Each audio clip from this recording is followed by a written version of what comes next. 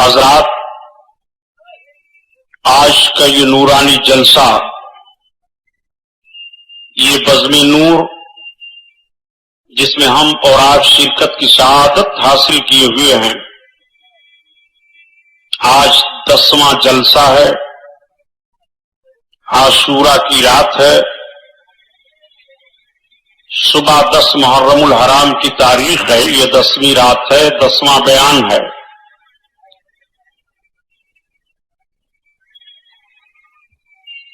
کل میں نے عنوان کے تحت حضرت امام مسلم رضی اللہ تعالیٰ عنہ اور آپ کے دونوں شہزادوں کی شہادت پر بیان کو ختم کیا تھا۔ آج بیان کا آغاز انشاءاللہ وہیں سے ہوگا اور کربلا کا وہ خونی منظر، امام علی مقام رضی اللہ تعالیٰ عنہ کے جانثاروں کی شہادت، کربلا کی سرزمین سے امت محمدیہ کو ملنے والے پیغامات، انشاءاللہ تعالی ان ساری باتوں کو آپ سماعت فرمائیں گے، لیکن حسب معمول نعت پاک رسول صلی اللہ تعالی علیہ وسلم کے کچھ اشعار سماعت فرما لیجئے، پھر بات آگے بڑھے۔ آپ دیکھ رہے ہیں شفیق اللہ سوشل میڈیا کی اسلامی آواز۔ نئے نعت حمد منقبت تقریر کو سننے کے لیے شفیق اللہ سوشل میڈیا کو سبسکرائب کریں، بیل آئیکن کو دبانا نہ بھولیں۔ آپ اپنی ویڈیو یوٹیوب پر ڈالنا چاہتے ہیں تو واٹس ایپ نمبر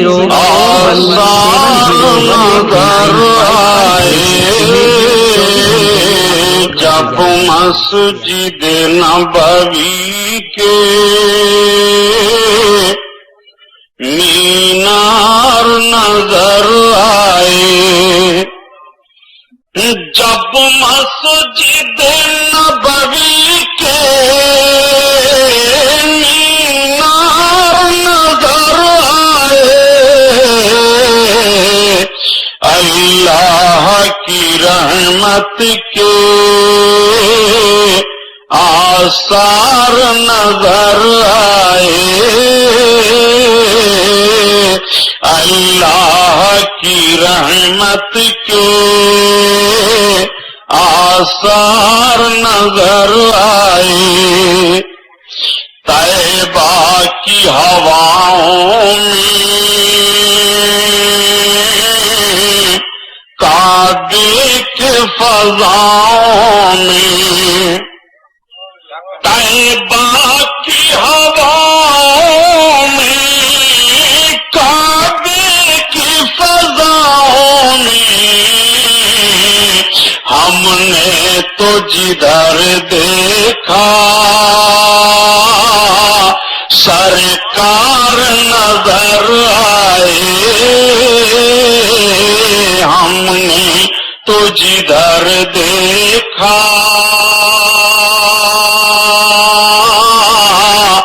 سرکار نظر آئے، ہم نے تو جدھر دیکھا،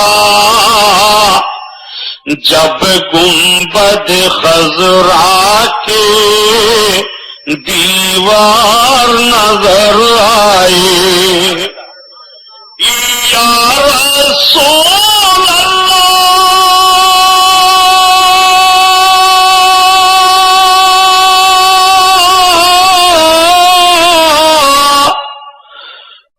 جب گنبد خضرا کے دیوار نظر آئے، سرکار کے پہلو میں دو یار نظر آئے، سرکار کے پہلو میں، سرکار کے پہلو میں دو یار نظر آئے، اللہ کی رحمت کے آثار نظر آئے، آثار نظر آئے۔ درود شریف۔ اللہم صلی علی سیدنا مولانا محمد معدن الجود والکرم وعلی آلہ وبارک وسلم۔ صلاۃ و سلام علیک یا رسول اللہ صلی اللہ تعالی علیہ وسلم۔ قتل حسین اصل میں مرگ یزید ہے، قتل حسین اصل میں مرگ یزید ہے۔ اسلام زندہ ہوتا ہے ہر کربلا کے بعد، اسلام زندہ ہوتا ہے ہر کربلا کے بعد۔ اسلام کے دامن میں اس کے سوا کیا ہے؟ یک ضرب ید اللہ، یک سجدہ شبیری۔ انسان کو بیدار تو ہو لینے دو، انسان کو بیدار تو ہو لینے دو۔ ہر قوم پکارے گی ہمارے ہیں حسین، مرحبا جرات ابن حیدر۔ سر دے دیا بات نہ جانے دی۔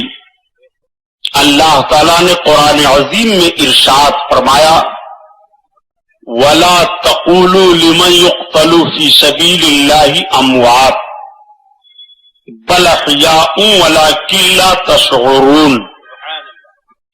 اور مردہ نہ کہو جو اللہ کی راہ میں قتل کیے جائیں، بلکہ وہ زندہ ہیں، ہاں ان کی زندگی کا تمہیں شعور نہیں ہے، تم ان کی زندگی کو سمجھ نہیں پا رہے ہو۔ یہ رب تعالیٰ کا فرمان عالی شان قرآن عظیم میں آج بھی اظہر من الشمس ہے۔ اب آپ سوچئے کہ حضرت امام حسین رضی اللہ تعالی عنہ سلطان الشہداء ہیں۔ سلطان الشہداء ہونے میں حضرت امام حسین رضی اللہ تعالی عنہ کو کہا جاتا ہے، اور سرکار کے چچا حضرت امیر حمزہ رضی اللہ تعالی عنہ کو بھی سلطان الشہداء کہا جاتا ہے،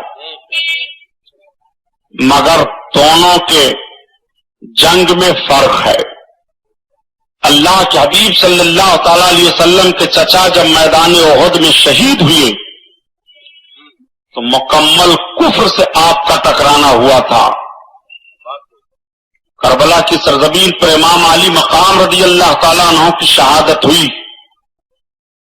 تو بظاہر لوگ کلمہ پڑھ رہے تھے، قرآن کی تلاوت کر رہے تھے، کافی لوگ حج بھی کیے ہوئے تھے، وہ اسلام کے دامن سے اپنے آپ کو وابستہ بھی تسلیم کر رہے تھے۔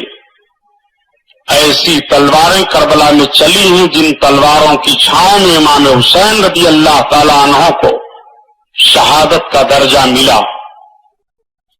حضرت امام مسلم رضی اللہ تعالی عنہ جب شہید ہوئے اور آپ کے دونوں بیٹوں کی شہادت ہو گئی، امام علی مقام رضی اللہ تعالی عنہ کو مکۃ المکرمہ کی سرزمین پر آپ کا خط پہنچ چکا تھا۔ حضرت امام مسلم کے خط کے پانے کے بعد آپ نے مکمل تیاری کا حکم دے دیا۔ اس وقت مکہ شریف میں تمام حجاج کرام آ رہے تھے۔ 8ویں ذی الحجہ کی تاریخ تھی۔ حضرت امام علی مقام نے مکۃ المکرمہ سے کوفہ کی طرف اپنے آپ کو جانے کا اعلان فرما دیا۔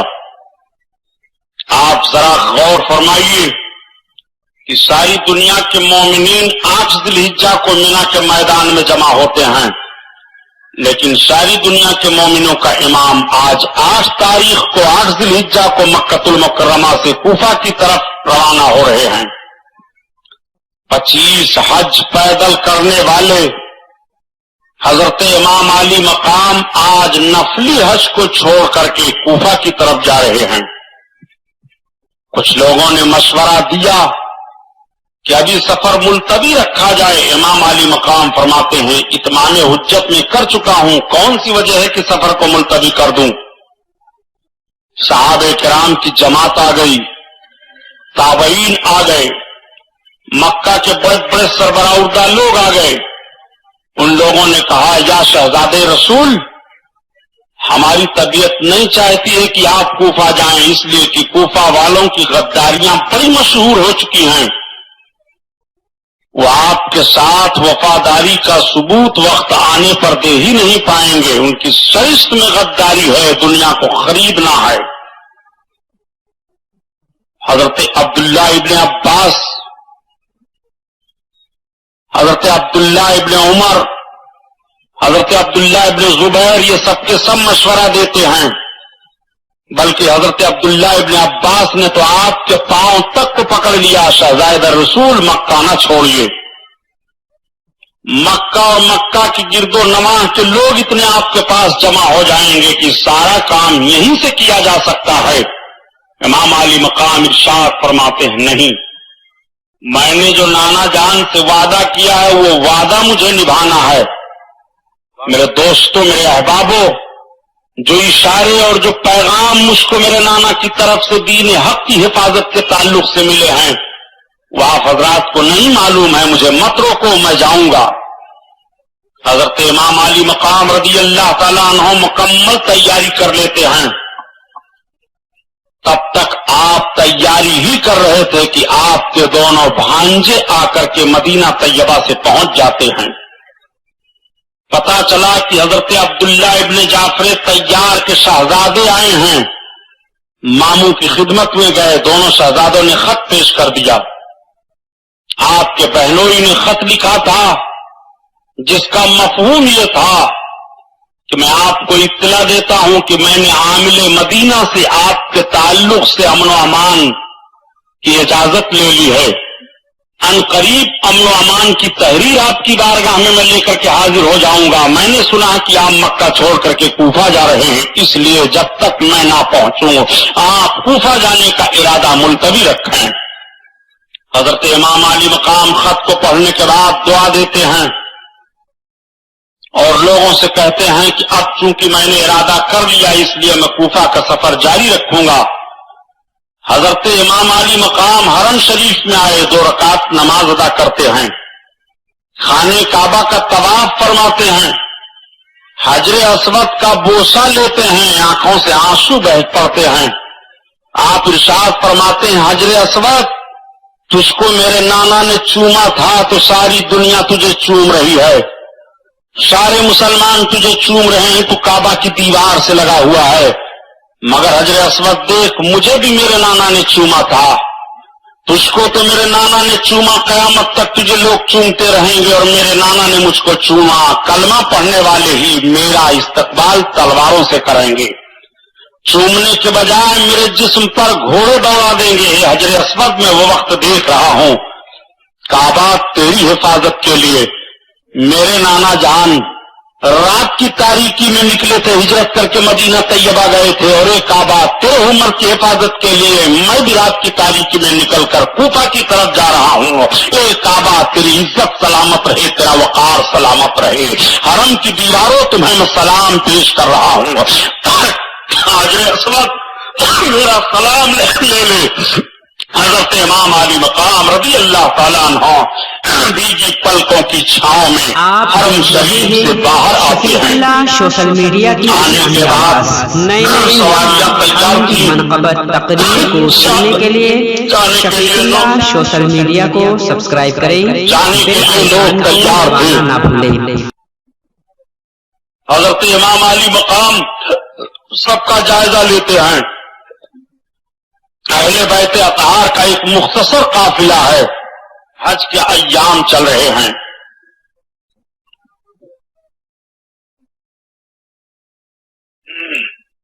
لوگ کعبہ شریف کھچ کھچ کر کے چلے آ رہے ہیں. امام علی مقام رضی اللہ تعالیٰ عنہ کعبہ سے اپنے پورے قافلہ کو روانہ ہونے کے لیے حکم دے دیتے ہیں. مختصر قافلہ امام علی مقام کے ساتھ کوفہ کی طرف روانہ ہو جاتا ہے. جب تک حرم شریف کی دیواروں پر، حرم کے میناروں پر آپ کی نگاہ پڑتی ہے، آنکھوں سے آنسو جاری ہے. امام علی مقام چلتے رہے. پہلی منزل کعبہ سے چلنے کے بعد حضرت امام علی مقام کو سالبہ کا مقام پڑا. سالبہ کے مقام پر آپ ٹھہرے. تو جو کوفہ میں ابن اشعث سے حضرت امام مسلم نے وعدہ لیا تھا کہ میرے بھائی کو خبر پہنچا دینا کہ کوفہ کی طرف نہ آئیں گے، اس خبر کو لے کر کے قاصد حضرت امام علی مقام کی بارگاہ میں مقام ثالبہ میں پہنچ گیا۔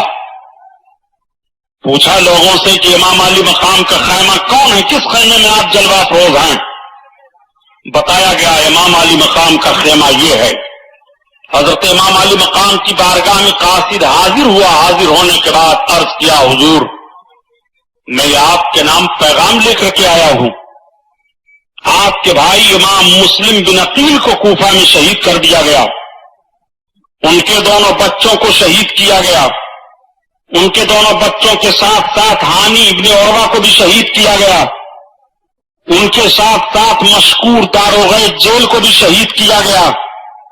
امام علی مقام کی آنکھیں بھیگ جاتی ہیں، آنکھوں تلے اندھیرا چھا جاتا ہے، آپ رونے لگتے ہیں، بڑی مشکل سے دل پر قابو پانے کے بعد کہتے ہیں صحیح کیا کوفہ والوں نے کہ اپنی وفاداری کے بجائے غداری کا ثبوت میرے پہنچنے سے پہلے پیش کر دیا۔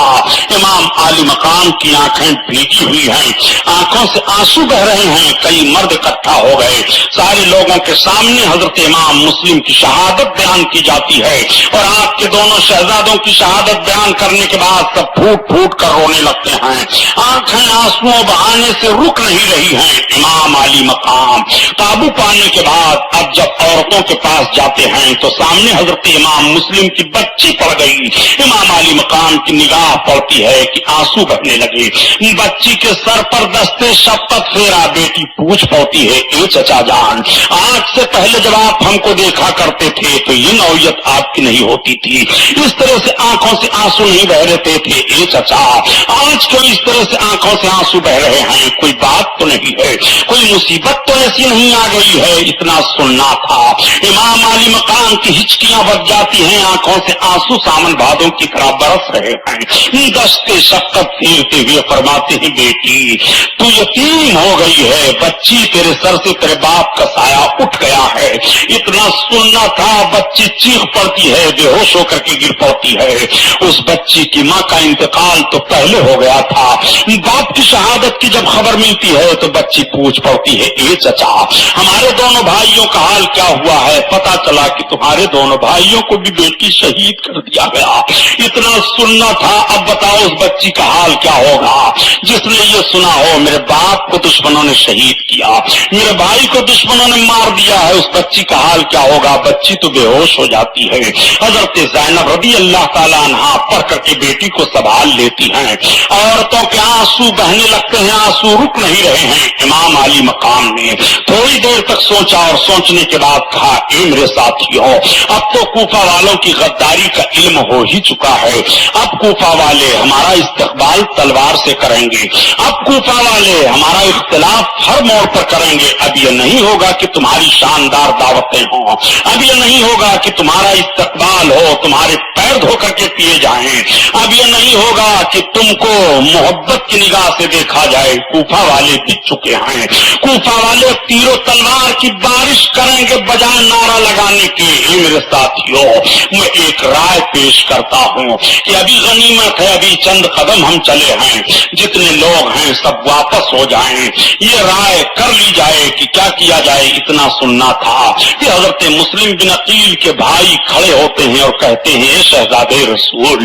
ہمارے بھائی کو کوفہ میں شہید کیا گیا ہے، ہم بدلہ لینے کے لیے ضرور وہاں تک جائیں گے، چاہے ہمیں اپنے جان کی بازی لگا دینی پڑے۔ ایک بھائی اور تھے، وہ بھی اٹھ کر کے کھڑے ہو گئے، انہوں نے کہا شہزادے رسول یہ ہم سے برداشت نہیں ہو سکتا ہے، میرے بھائی پر ان لوگوں نے ظلم کیا ہے کہ ہم انہیں چھوڑ دیں، اس لیے ضرور ہم ان کا بدلہ لیں گے۔ حضرت امام مسلم کے بھائیوں کے ایثار و قربانی کو سن کر امام علی مقام نے فرمایا میں تمہارے لیے تیار ہوں، مگر اور دوسرے لوگوں کو میں بتانا چاہتا ہوں کہ وہ چھوڑ کر کے میرا ساتھ چلے جائیں۔ जाएं, अब उनका बड़ा मामला होगा। गंभीर कूफा की सरजमीन पर तो कुछ बद्दू भी शामिल हो गए थे इमाम आली मकाम के साथ। वो लोग सिर्फ इस बुनियाद पर शामिल हुए थे कि हम इमाम के साथ चल रहे हैं, हमारी इज्जत बढ़ जाएगी, हम इमाम के साथ चल रहे हैं, हमारा वकार बढ़ता रहेगा, हम इमाम के साथ चल रहे हैं, हमें खाने के लिए अच्छी अच्छी चीजें मिलेंगी। लेकिन जब मुसीबतों का पैगाम उन लोगों ने सुना और परेशानियों का मामला सामने आया, इमाम मुस्लिम की शहादत की खबर मिलती है, तो वापस होने लगे, इक्का दुक्का करके चले जाते हैं। वही लोग रह गए जो मक्का से चले थे, वही लोग रह गए जो मदीना से चले थे, वही लोग रह गए जो जाने साराने इमाम हुसैन हैं, वही लोग आपके साथ बचते हैं। 72 नफूस कुदसिया का ये काफिला मौजूद है। इमाम आली मकाम मकाम सालबा से रवाना होते हैं, बहुत ही कशा कदम आगे बढ़ते चले जा रहे हैं। तबीयत तो बोझल है, मगर कोई कशिश है जो खींचे लिए चली जा रही है, कोई मामला है जो आप आगे बढ़ते चले जा रहे हैं, कोई माहौल है जिसकी बुनियाद पर कदम आगे बढ़ते चले जा रहे हैं। इमाम आली मकाम एक अशरफ मकाम पड़ा, वहां पर पहुंचे, और जब इमाम आली मकाम वहां पर पहुंचते हैं तो आपको इत्तला मिल जाती है इमाम आली मकाम रज़ी अल्लाह ताला अन्हु को कि करबला के कूफा के मकाम पर इमाम मुस्लिम के साथ गद्दारी की गई है, वहां भी यही इत्तला मिलती है। अशरफ मकाम पर पहुंचे तो आपको ऐसा लगा कि जैसे कुछ लोग हमारी तरफ आते दिखाई दे रहे हों, लेकिन किसी ने कहा नहीं, वो शायद खजूरों के दरख्त दिखाई दे रहे हैं। बताने वाले ने बताया नहीं, इस रास्ते पर खजूरों के दरख्त नहीं हैं, वो कुछ सवार लग रहे हैं जो हमारी तरफ भागते चले आ रहे हैं। अब देखते देखते यकीन हो गया कि वाकई कुछ सवार चले आ रहे हैं। आपने फरमाया, ये बताओ कोई ऐसा रास्ता है कि जो इन सवारों से अलग होकर के चला जाए? रास्ता जानने वाले एक साहब उसमें मौजूद थे, उन्होंने कहा, या शहजादे रसूल, पहाड़ की इस तरफ से चला जाए तो वहां पानी का चश्मा भी मौजूद है, हम वहां ठहर भी सकते हैं और इन सवारों से पोशीदा भी हो सकते हैं। चुनांचे रास्ता बदल दिया गया। हजरत इमाम हुसैन अपने काफिले की सवारियों को तेज बढ़ा देते हैं, और जब जाकर के उस पहाड़ के पीछे पहुंचे तो उसको कोहेसु हशम कहा जाता है। वहां मैदान में आपने अपने खेमों को लगाने के लिए हुक्म दे दिया। पानी का बड़ा मीठा चश्मा था, उस पर इमाम आली मकाम के साथियों ने कब्जा कर लिया।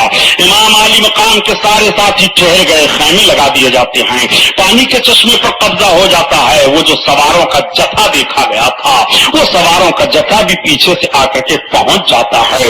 उस सवारों के जत्थे का सरदार हुर इब्ने यजीद रियाही था, जो 1000 लश्कर लेकर के आया था। उसके लश्करी भी करीब में ठहर जाते हैं।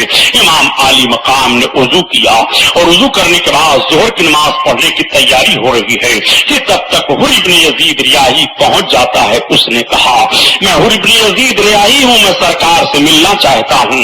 हजरत इमाम आली मकाम ने उसको बाजियाबी की इजाजत दे दी। वो आपकी बारगाह में आया, कदम का बोसा लिया, सलाम अर्ज किया। इमाम आली मकाम फरमाते हैं, तुम कौन हो, कहां आए हो, किस लिए आए हो?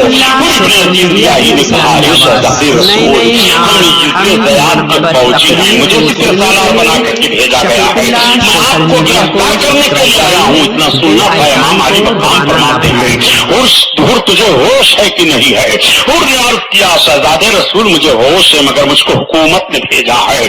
आप इरशाद फरमाते हैं, हुर क्या तू मुझे गिरफ्तार कर सकता है? हुर खामोश हो गए। इमाम आली मकाम फरमाते हैं, हुर मुझे तू गिरफ्तार नहीं कर सकता है। इमाम आली मकाम के फरमाने पर हुर ने कहा, या शहजादे रसूल, मैं आपको जाने भी नहीं दूंगा। आकाए करीम के शहजादे इमाम हुसैन फरमाते हैं, अच्छा हुर वुजू कर, और नमाज की तैयारी हो रही है, नमाज अदा कर ले। हुर ने भी वुजू किया। आकाए करीम सल्लल्लाहु अलैहि वसल्लम के नमाज़े के ताल्लुक से जब ये कहा जाता है कि करबला के मैदान में पानी बंद कर दिया गया था, इमाम हुसैन मजबूर थे। नादान देख इमाम हुसैन किस तरह से हुर इब्ने यजीद रियाही के 1000 लश्करियों को पानी की इजाजत दे रहे हैं। हुर ने जब पूछा, कहा हुजूर हमारा भी पानी खत्म हो गया है, तो आप फरमाते हैं कि तुम सब लोग पहले पानी पी लो, वुजू बना लो, और अपने अपने घोड़ों को पिला दो, ऊंटों को पिला दो, अपने मशकीजों को भर लो। पानी के चश्मे पर कब्जा इमाम हुसैन का है, पानी के चश्मे पर कब्जा इमाम हुसैन के साथियों का है। कोई दुश्मन अपने दुश्मन को पानी नहीं देता है, मगर ये हुसैन है जो अपने दुश्मन को पानी दे रहे हैं। ये हुसैन है जो अपने काफिलों को पानी पिला रहे हैं। ये हुसैन है जो अंजाम जानते हुए भी दुनिया को दर्द से हयात दे रहे हैं। کہ دیکھو حسین کا کردار دیکھنا ہے تو اس طرح سے دیکھو، حسین کا ایثار دیکھنا ہے تو اس طرح سے دیکھو، حسین کی محبت دیکھنی ہے خلق خدا کے ساتھ تو اس طرح سے دیکھو۔ امام علی مقام رضی اللہ تعالیٰ عنہ اجازت دے دیتے ہیں۔ حور کے ساتھیوں نے وضو کیا اور وضو کرنے کے بعد جب نماز کی تیاری ہو گئی تو امام علی مقام فرماتے ہیں اے حور یہ بتا تو میرے ساتھ نماز پڑھے گا کہ اپنی فوج کی امامت تو کرے گا؟ حور نے کہا اے شہزادے رسول آپ جیسا امام کون ہوگا، آپ امام عالم ہیں، شہزادے رسول آپ امام برحق ہیں، آپ کے ہوتے ہوئے میں دوسرے کی اقتدا میں نماز پڑھوں یا میں امام بنوں یہ ہو نہیں سکتا ہے، میں آپ کے پیچھے نماز پڑھوں گا۔ 1000 لشکری حور کے ساتھ تھا، امام علی مقام کے پیچھے نماز ادا کر رہے ہیں۔ میں پوچھنا چاہتا ہوں یہ مسلمانوں بتاؤ اہل عرفان اس نماز کا کیا نام دیں گے؟ 1000 لشکری نماز ادا کر رہے ہیں امام کے پیچھے، امام علی مقام نماز ادا کر ہوتے ہیں تو خطبہ دیتے ہیں اور ارشاد فرماتے ہیں اے خدا کے بندو مجھ سے ڈرو اور میرے حق کو پہچانو۔ کیا بتاؤ اس وقت دنیا میں کسی نبی کا کوئی نواسا موجود ہے میرے علاوہ؟ کیا بتاؤ کوئی ایسا ہے کہ جس کی ماں نبی کی بیٹی ہو؟ کیا بتاؤ کوئی ایسا ہے جس کا باپ نبی کا داماد ہو؟ میں علی کا شہزادہ ہوں، میں فاطمہ کا بیٹا ہوں، میں رسول کونین کا نواسا ہوں، تم میرے حق کو پہچانو۔ کون نہیں میرے حق کو جانتا ہے؟ اس لیے تم سب لوگ ایسی میری مرضی نہیں ہے کہ قیامت میں جب اپنے رب سے ملو تو میرے خون سے تمہارے ہاتھ رنگین ہو، نہیں بلکہ میری مرضی تو یہ ہے کہ جب قیامت کے میدان میں تم اپنے رب سے ملو تو تمہارے دلوں میں اہل بیت اطہار کی محبت ہو، تمہارے دلوں میں اہل بیت اطہار کا وقار ہو۔ اے لوگوں اس انداز سے تم قیامت کے میدان میں اپنے رب کے حضور پیش ہو تاکہ تمہیں نجات کا پروانہ مل جائے، تاکہ تمہارے لیے بخشش کا ذریعہ ہو جائے۔ میرے حق کو پہچانو۔ امام علی مقام تقریر فرماتے ہیں، تقریر فرمانے کے بعد فرماتے ہیں حور بتا اب تیرا ارادہ کیا ہے؟ حور نے کہا اے شہزادے رسول ہم نے اپنے ارادے کی وضاحت کر دی ہے، میں حکومت کی طرف سے مجبور ہوں، میں آپ کو قطعاً نہیں جانے دوں گا۔ امام علی مقام فرماتے ہیں حور تیری ماں تجھ پر روئے۔ حور نے کہا اے شہزادے رسول اگر عرب کے کسی بھی شہسوار نے یہ جملہ کہا ہوتا تو میں بتاتا کہ میں کون ہوں، لیکن اے شہزادے رسول آپ نے کہا نام بھی نہیں لے سکتا ہوں ادب کی بنیاد پر۔ شہزادے رسول آپ کی ماں خاتون جنت ہے، شہزادے رسول آپ کے ماں کا وقار کون نہیں جانتا ہے، نبی کی شہزادی ہیں۔ حضرت امام علی مقام فرماتے ہیں تو خود سوچ کہ میں ان کا بیٹا ہوں۔ حور نے تھوڑی دیر سوچا اور سوچنے کے بعد کہا یا شہزادے رسول میری سمجھ میں ایک بات آئی ہے۔ کہا کون سی بات؟ کہا دیکھیے ابن زیاد نے اپنے تمام جاسوسوں کو پھیلا دیا ہے، وہ قدم قدم پر ہماری رپورٹ رکھ رہے ہیں، اس لیے ہمارا ارادہ تو یہ ہے کہ دن کے اجالے میں آپ ہمارے ساتھ راستہ چلیے اور جب رات کی تاریکی آئے تو آپ اپنے ساتھیوں کو لے کر کے دور اپنا خیمہ لگا لیں اور جب رات بڑھ جائے ہمارے سپاہی سو جائیں تو آپ اٹھ کر کے جدھر آپ کی مرضی ہو آپ چلے جائیے۔ جب پوچھے گا ابن زیاد یا یزید یا اس کے تمام حوالی موالی تو میں کہہ دوں گا کہ ان کے ساتھ بانوان اسلام تھی، ان کے ساتھ سیدانیاں تھی، اس لیے انہوں نے ہم سے دور ہٹ کر کے خیمہ لگایا تھا، میرے لیے بہانہ کا ایک موقع مل جائے گا۔ امام علی مقام نے تھوڑی دیر تک غور و فکر کیا، کہا ٹھیک ہے حر تیری رائے مجھے یہ منظور ہے۔ حضرت امام علی مقام حر کے ساتھ میں رات بھر دن بھر چلتے رہے اور شام کو پڑاؤ ہوا۔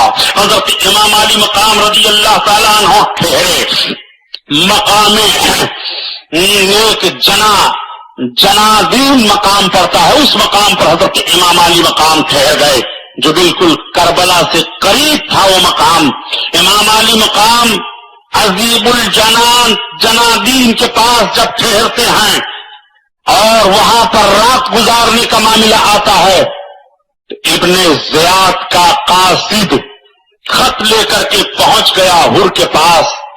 حر نے اس خط کو دیکھا، اس خط کا یہ مضمون تھا کہ حر اگر تمہیں حسین ابن علی کہیں مل جائیں تو ان کے ساتھ رعایت کرنے کی ضرورت نہیں ہے، حسین ابن علی تمہیں ملیں تو ان کو جلدی سے جلدی ابن زیاد کے پاس پیش کرو، سختی کرنے پر تشدد کرو، بہرحال ان کو گھیرے میں لے لو، کسی طرف سے جانے نہ پائیں، اور بھی دوسرے راستوں سے ناکہ بندی کر دی گئی ہے۔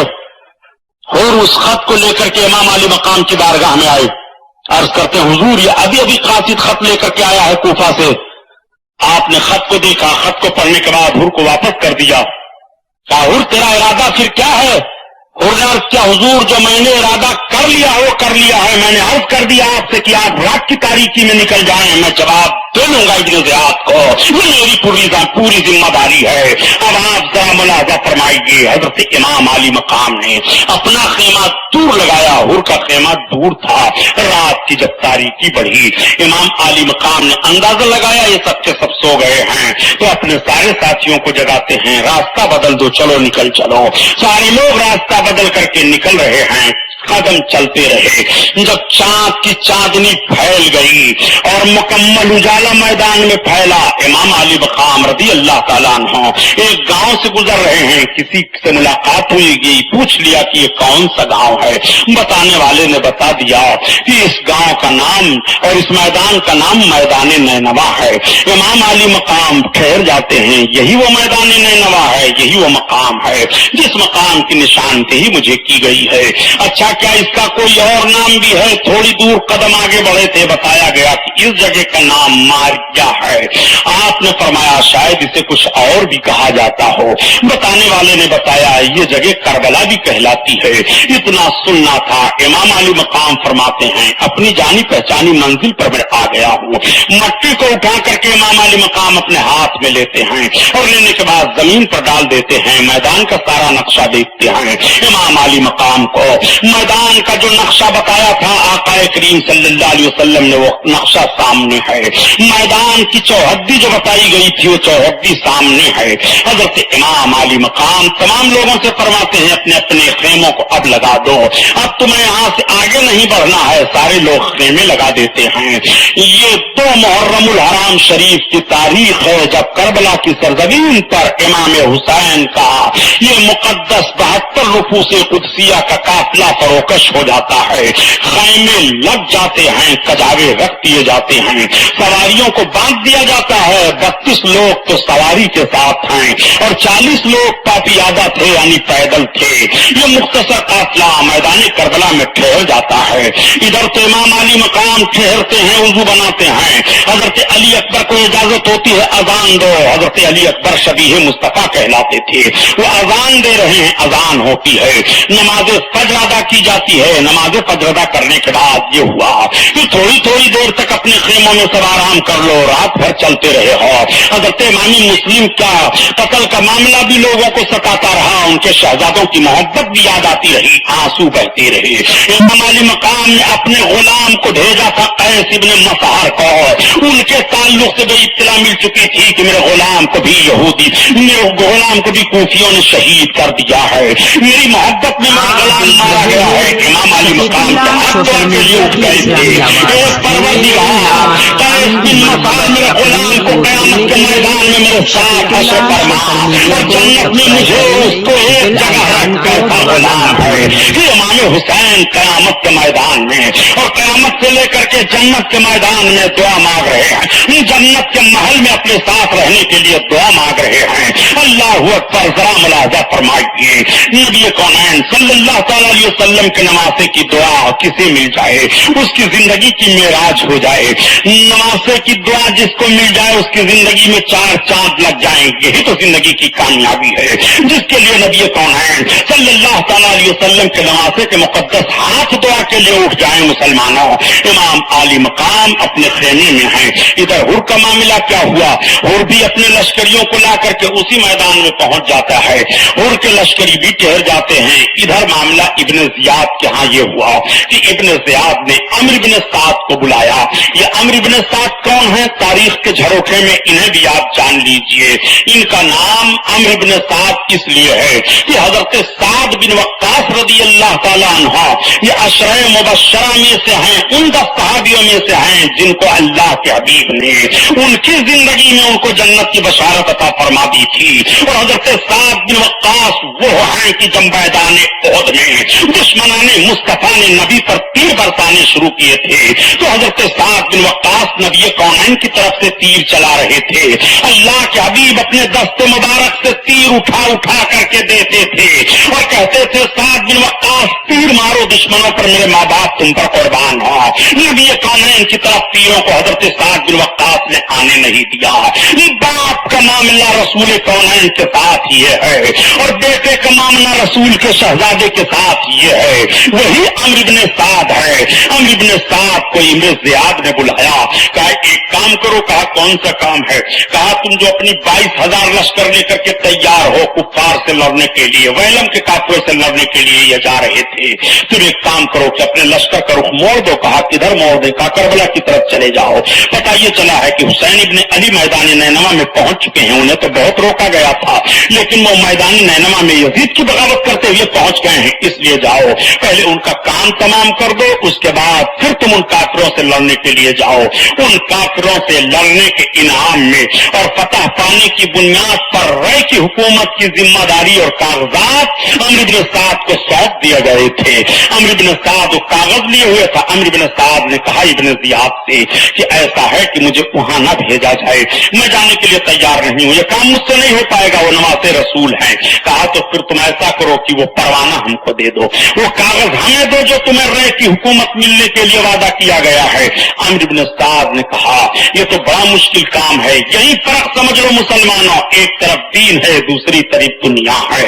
لوگ کربلا کے میدان میں کہتے ہیں کہ لڑائی کیسی ہوئی تھی، میں عرض کرتا چلوں دین اور دنیا کی لڑائی کربلا کے میدان میں ہے. شریعت و طبیعت کی جنگ کربلا کے میدان میں ہے. نفس مطمئنہ اور نفس امارہ کی جنگ کربلا کے میدان میں ہے. کربلا کے میدان کی جنگ کو دیکھو، دنیا کس طرح سے بندے مومن کو ادھر سے ادھر کر دیتی ہے. دنیا کس طرح سے دین کے معاملے میں بندے مومن مخلص ہو تو اس کو مفلس بنا دیتی ہے. اگر وہ اپنے نفس پر کنٹرول نہیں کر پاتا ہے تو دنیا کس طرح سے اسے تباہ و برباد کر دیتی ہے. کربلا کے میدان میں عمرو بن سعد نے تلوار اٹھائی تھی، نماز رسول کو نماز رسول سمجھ کر کے نہیں، معاذ اللہ یہ سمجھ کر کے نہیں مارا تھا یہ زیادہ عابد و زاہد ہیں، یہ سمجھ کر کے تیر نہیں برسایا تھا نماز رسول ہیں، یہ سمجھ کر کے تیر نہیں برسایا تھا شہزاد رسول ہیں، نہیں، بلکہ صرف امام حسین کی طرح یزیدیوں کے فوجیوں کے تیر جو آ رہے تھے دنیا حاصل کرنے کے لیے. حسین کو قتل کر دو ہمیں حکومت مل جائے گی، حسین کو قتل کرو ہماری دنیا وسیع ہو جائے گی، حسین کے اوپر تیر بساؤ ہمیں حکومت میں اقتدار حاصل ہو جائے گا. یہ دنیا ہے جو تباہ و برباد کر رہی ہے. اللہ کے حبیب اسی لیے ارشاد فرماتے ہیں کہ جب سے رب تعالیٰ نے دنیا کو پیدا کیا ہے دنیا کی طرف رب نے نظر رحمت نہیں کی ہے. یہ دنیا وہ ہے پیارے، اسی لیے تو اعلیٰ حضرت عظیم البرکت فرماتے ہیں اے اللہ کے بندو رضا نفس دشمن ہے دم نیانا، رضا نفس دشمن ہے دم نیانا، اور کہاں تو نے دیکھے ہیں چاندرانے والے، چاندرانے والے. نعرہ تکبیر، نعرہ رسالت، مذہب اسلام، مسلک اعلی حضرت علامہ سبحانی صاحب قبلہ. سبحان اللہ سبحان اللہ. ایک بات میں عرض کر دوں پیارے تاکہ تقریر بھی ہوتی رہے تحریک بھی چلتی رہے. سبحان اللہ. درود شریف پڑھو تو بات آگے بڑھے. صلی اللہ علیہ صلی اللہ علیہ نبی وآلہ صلی اللہ تعالی علیہ وسلم. صلاۃ و سلام علیک یا حبیب اللہ صلی اللہ تعالی علیہ وسلم. آج یہ عاشورہ کی رات ہے. اس رات میں امام عالی مقام کا ذکر آپ سن رہے ہو، بڑے خوش نصیب ہو پیارے. اپنے نفس کو کنٹرول میں رکھو، نفس امارہ کو مارو. دین اور دنیا کا معاملہ آپ اپنی نگاہوں کے سامنے رکھو. ابھی میں پوری وضاحت کے بعد عرض کروں گا تو انشاءاللہ داستان امام حسین سننے کے بعد آپ کی آنکھیں بھیگ جائیں گی. امام عالی مقام کی شہادت کا معاملہ کوئی افسانہ نہیں ہے، لیکن جو میں نے تحریک کے تعلق سے عرض کیا ہے، سنی جامع مسجد کے تمام ٹرسٹیان و ارکان، خصوصاً عالی جناب صدر عبد المجید صاحب शेख मोहम्मद अयूब साहब, मोहम्मद अली साहब, इश्तियाक साहब, जुमला हजरात, मैं और सबके नाम नहीं जानता, आप सब हजरात काबिल मुबारकबाद हो। अल्हम्दुलिल्लाह मेरे दारुल उलूम का काम हो रहा है। मैंने एक रोज यूं ही आपसे अर्ज किया था, लेकिन वो अर्ज करना ना अर्ज करने के बराबर हुआ। इमाम आली मकाम के नाम पर इतने शहदाई बैठे हुए हैं, इसमें माज़अल्लाह अगर कहा जाए कोई इमाम हुसैन का दुश्मन है तो कोई हाथ उठाएगा? अरे यार, चाहे शराबी हो वो भी नहीं कहेगा माज़अल्लाह मैं इमाम हुसैन का दुश्मन हूं।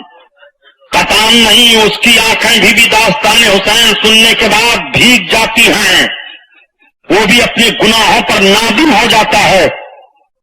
रब ताला इमाम आली मकाम के नाम लेवा को रुस्वा नहीं फरमाता, भूखा नहीं रखता, उसकी दौलत नहीं कम होती है।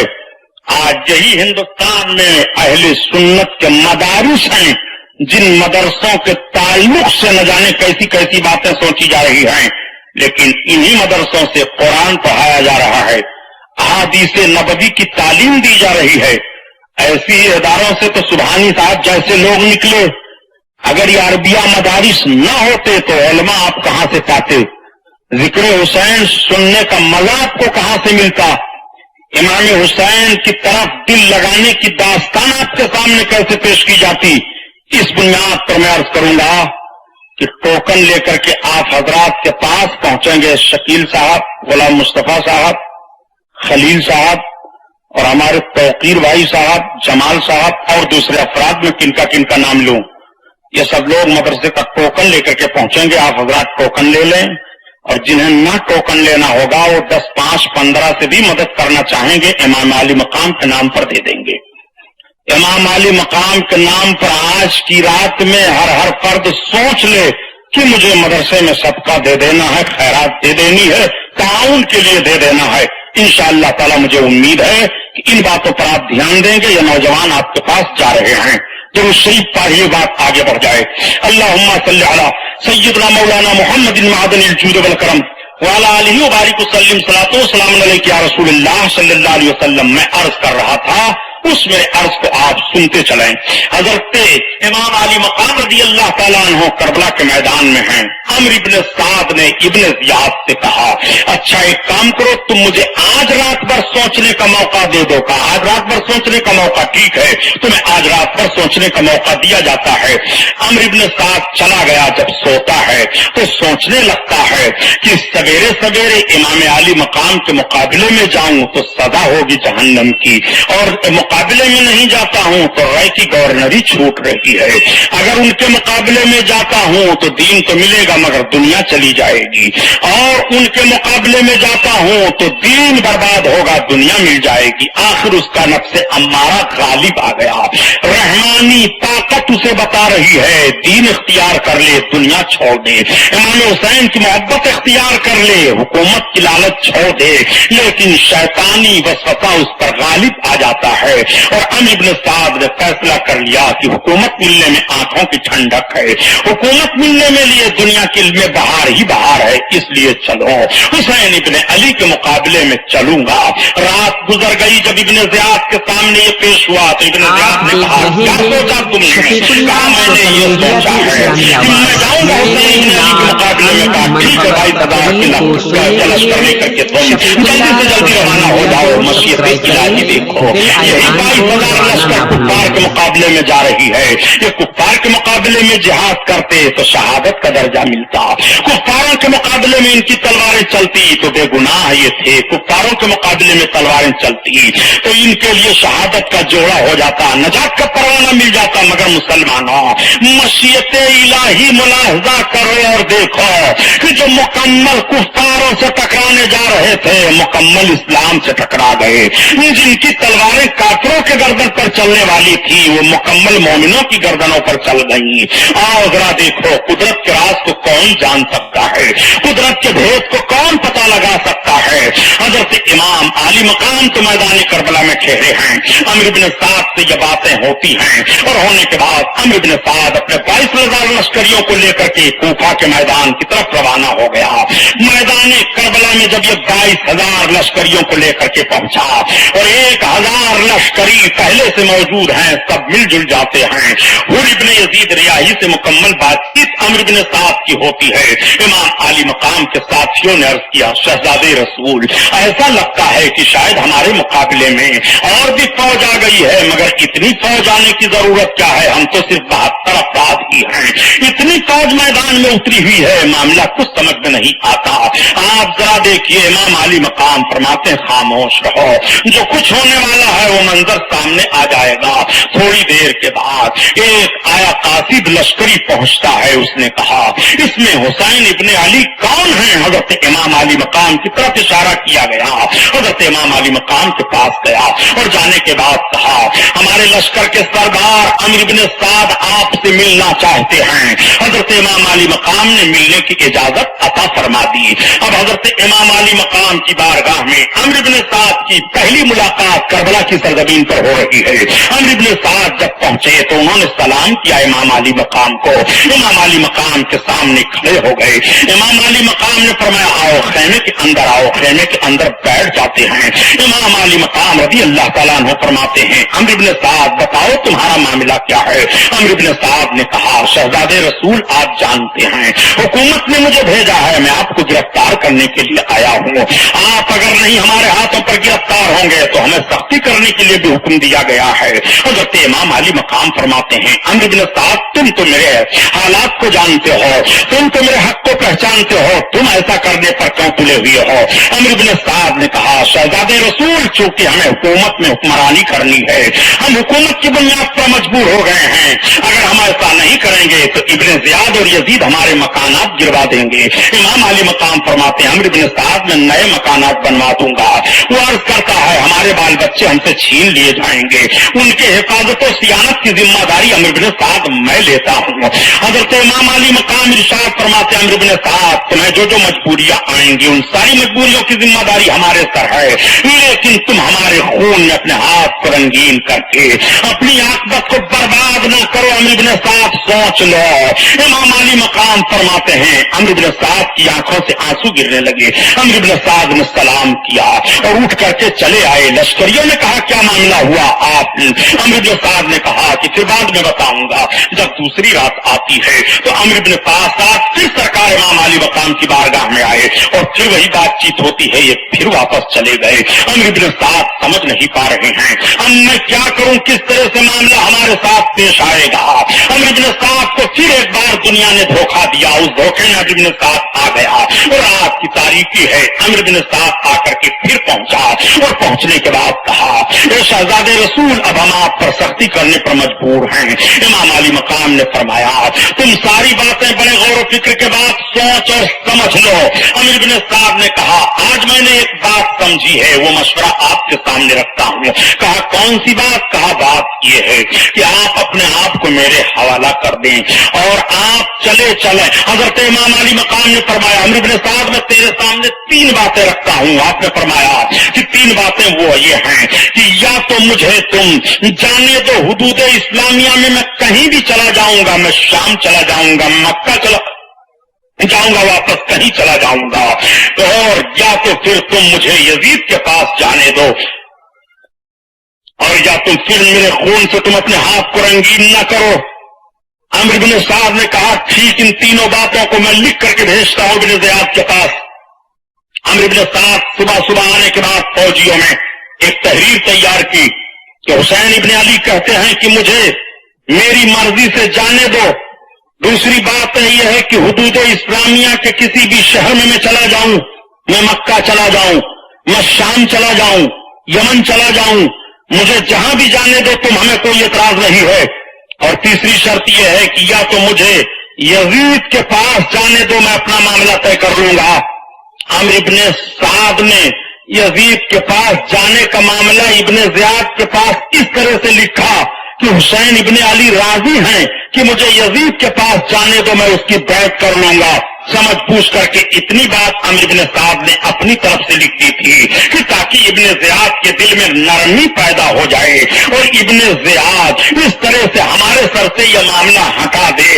اس بات کو لے کر کے عمرو بن سعد نے اتنی غلط بات خط میں دے دی تھی، لیکن جب یہ خط ابن زیاد کے پاس پہنچا تو اس وقت ابن زیاد کے پاس شمر ذی الجوشن مردود موجود تھا، وہی کوڑی کتا جس کے تعلق سے اللہ کے حبیب نے ارشاد فرمایا تھا کہ میں نے دیکھا ہے کہ ایک کوڑی کتا میرے اہل بیت اطہار کے خون میں اپنا منہ ڈبو رہا ہے۔ شمر ذی الجوشن بیٹھا تھا، جب ابن زیاد کے پاس یہ خط پہنچا تو وہ بھی نرم دل ہوا، وہ بھی سوچنے لگا کہ معاملہ تو ٹھیک ہے کہ جب یزید کی بیعت کرنے کے لیے حسین ابن علی تیار ہیں تو سر پر کاہے معاملہ لیا جائے اور اپنے سر پر یہ بوجھ کیوں لیا جائے، ٹھیک ہے اجازت دے دی جائے۔ لیکن فوراً شمر ذی الجوشن بول پڑا، اس نے کہا پھر آپ کو کیا فائدہ ہوگا، آپ کو کیا سرخروئی حاصل ہوگی، پہلے آپ اپنی اطاعت کروائیے حسین ابن علی سے، تب آپ کے لیے کامیابی ہوگی۔ حسین ابن علی تو یوں ہی کہنا چاہتے ہیں یزید کے ساتھ، اس لیے ہماری رائے نہیں ہے۔ فوراً وہیں دنیا نے اس ظالم کو دھوکہ دے دیا، اس نے کہا ٹھیک ہے پھر کیا کیا جائے۔ شمر نے کہا یہ بھی میں نے سنا ہے کہ آج 3 رات سے مسلسل عمرو ابن سعد حسین ابن علی سے کربلا کے میدان میں رات کے وقت جا کر کے مل رہا ہے اور ساز و باز کر لیا ہے، اس لیے خطرہ ہے۔ ابن زیاد نے کہا تو شمر میں تمہیں پوری ذمہ داری دیتا ہوں کہ جا کر کے کہہ دو عمرو ابن سعد سے کہ جلدی جلدی اپنا کام تمام کرے، اگر کام تمام نہیں کرتا ہے تو وہ رائے کا کاغذ جو حکومت بننے کے لیے اس کو دے دیا گیا ہے وہ کاغذ واپس کر دے اور اس کی پوری ذمہ داری تم لے لو۔ شمر مردود یہ خط لے کر کے کربلا کے میدان میں پہنچ گیا، عمرو ابن سعد کو دیا۔ عمرو ابن سعد وہ خط تمہارے نام میں لے کر کے آیا ہوں۔ عمرو ابن سعد نے جب خط کو پڑھا تو اب عمرو ابن سعد کے ساتھ ایک ہی معاملہ رہ گیا تھا، یا تو وہ رائے کی حکومت کی لالچ چھوڑ دیں اور یا تو امام حسین پر تیر چلائیں، اپنے لشکریوں کو امام حسین پر چڑھنے کے لیے للکاریں اور اجازت دیں۔ عمرو ابن سعد نے ایک رات اپنے لشکریوں سے پوچھا تھا میرے فوجیوں یہ بتاؤ کیا امام حسین کے خلاف تلوار اٹھائی جائے تو تاریخ گواہ ہے کہ سارے لوگوں نے انکار کر دیا تھا کہ عمرو ابن سعد وہ نواسے رسول ہیں، شہزادے رسول ہیں، ان کے تعلق سے اس طرح کی باتیں نہ سوچی جائیں، مگر دیکھو دنیا کا بھوت ان کے سر پر کس طرح سے مسلط ہو رہا ہے۔ چنانچہ عمرو ابن سعد نے عصر کا وقت تھا، اپنے فوجیوں سے کہا کہ سارے لوگ عصر کی نماز ادا کر لو جلدی جلدی۔ ادھر یہ لوگ عصر کی نماز ادا کر رہے ہیں، ادھر امام حسین نے حضرت علی اکبر کو اشارہ کیا عصر کی اذان دو۔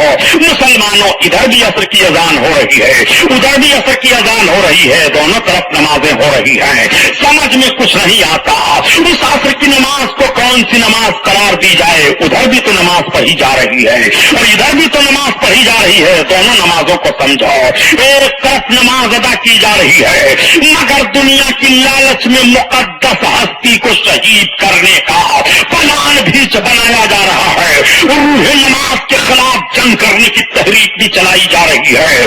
دیکھو سمجھ میں نہیں آتا اہل عرفان اس نماز کا نام کیا رکھیں گے۔ حافظ الصلوات والصلاۃ الوسطیٰ وہ بھی عصر کی نماز ہے، دونوں طرف سے عصر کی نماز پڑھی جا رہی ہے۔ عصر کی نماز جلدی سے پڑھنے کے بعد عمرو بن سعد کے فوجی خیمے کی طرف بڑھے، تب تک حضرت عباس رضی اللہ تعالیٰ عنہ جو علمدار حسین تھے ان کی نگاہ پڑ جاتی ہے۔ آپ کہتے ہیں یہ سمجھ میں بات نہیں آ رہی ہے، لشکر ہماری طرف کیوں بڑھ رہی ہے، فوجی ہماری طرف کیوں آ رہے ہیں۔ اشارہ ہوا جا کر کے پوچھو ظہیر بن قیم اور حضرت مسلم بن اوسجا، حبیب بن مظاہر، یہ سب کے سب آگے بڑھے، حضرت عباس آگے بڑھے اور ان فوجیوں سے سوال کرنا شروع کیا تم لوگ آگے کیوں بڑھ رہے ہو، بات کیا ہے، کس لیے آ رہے ہو۔ کہا ہمارے سردار عمرو بن سعد نے بھیجا ہے۔ کہا عمرو بن سعد نے بھیجا ہے، کہا ہاں۔ کہا حملہ کرنے کے لیے اجازت دے دیا ہے، کہا ہاں۔ کہا ایک کام کرو پہلے رک جاؤ میں اپنے امام سے पूछ लो। हजरत अब्बास तो इमाम अली मकाम से पूछने चले आए और हबीब इब्न मज़ाहिर मुस्लिम बिन सजा और ज़हीर बिन क़य्यिम बजली से बहस होने लगी कूफियों से। हजरत हबीब इब्न मज़ाहिर कहते हैं, ए लोगों, तुम रसूलुल्लाह के नवासे का हक पहचाना, तुम हुसैन से लड़ने के लिए आए हो अपनी दुनिया बनाने के लिए, यजीद तुम्हें कुछ न देगा, तुम तबाह बर्बाद हो जाओगे यजीद की गैर इस्लामी हुकूमत को, हुसैन के खून की बुनियाद पर इस्लामी हुकूमत नहीं बना सकते हो, तुम्हारा मकसद पूरा नहीं होगा। हजरत ज़हीर बिन क़य्यिम भी ललकार रहे हैं। तब तक एक कूफी ने कहा, ए ज़हीर बिन क़य्यिम, हजरत उस्मान गनी के खून का बदला जब लेना था तो तुम उनकी तरफ से थे और अली की बगावत कर रहे थे। हजरत ज़हीर बिन क़य्यिम ने कहा, यह सही है कि सियासी मोड़ पर मैं उस वक्त इमाम हुसैन के बात की तरफ नहीं था, लेकिन जब मैं आ रहा था और रास्ते में हुसैन इब्न अली से मेरी मुलाकात हुई है, मैंने इनके तक़वा को देखा है, मैंने इनके ज़ुहद को देखा है, मैंने इनकी पारसाई को देखा है, मैंने इनकी अच्छाई को देखा है, तो मुझे एक प्रस्थान याद आ गया कि एक मरतबा हम लोग एक काफिर के शहर पर हमला करने के लिए गए थे, उसमें हजरत सलमान फारसी भी थे, बहुत माल गनीमत हम लोगों को मिला।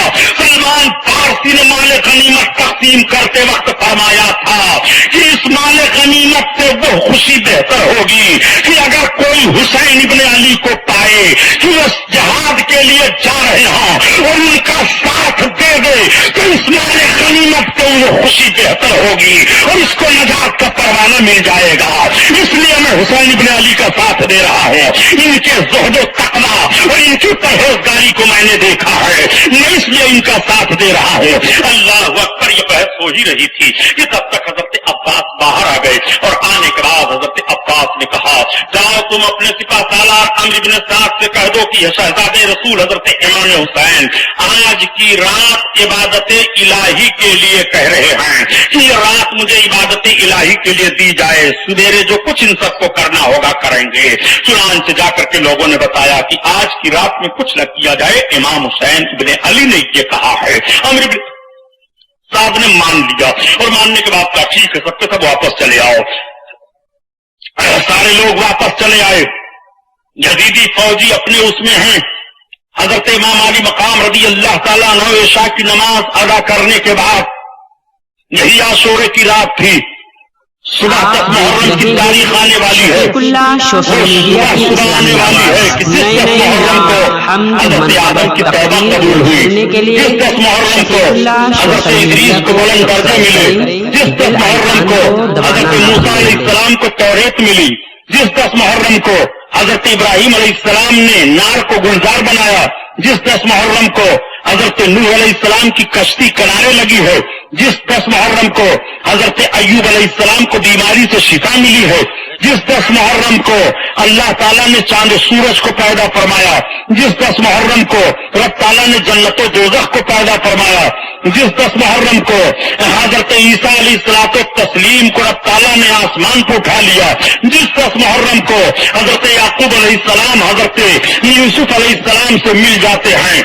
जिस 10 मुहर्रम को हजरत यूसुफ अलैहिस्सलाम कनान के कुएं से निकाले जाते हैं, जिस 10 मुहर्रम को खुशखबरी हजरत यूसुफ अलैहिस्सलाम के बहनों को मिल रही है भाई की सलामती पर, उसी 10 मुहर्रम को हजरत इमाम हुसैन की बहन ज़ैनब को मुसीबत की खबर मिलने वाली है, जिस 10 मुहर्रम को हजरत याकूब अलैहिस्सलाम ने अपने शहजादे को देखा था तो आंखों की बीनाई पलट आई थी, उसी 10 मुहर्रम को नवासे रसूल के हलक पर खंजर चलेगा, अली कौनैन मुलाहजा फरमाएंगे, हजरत फातिमा को सदमा होगा।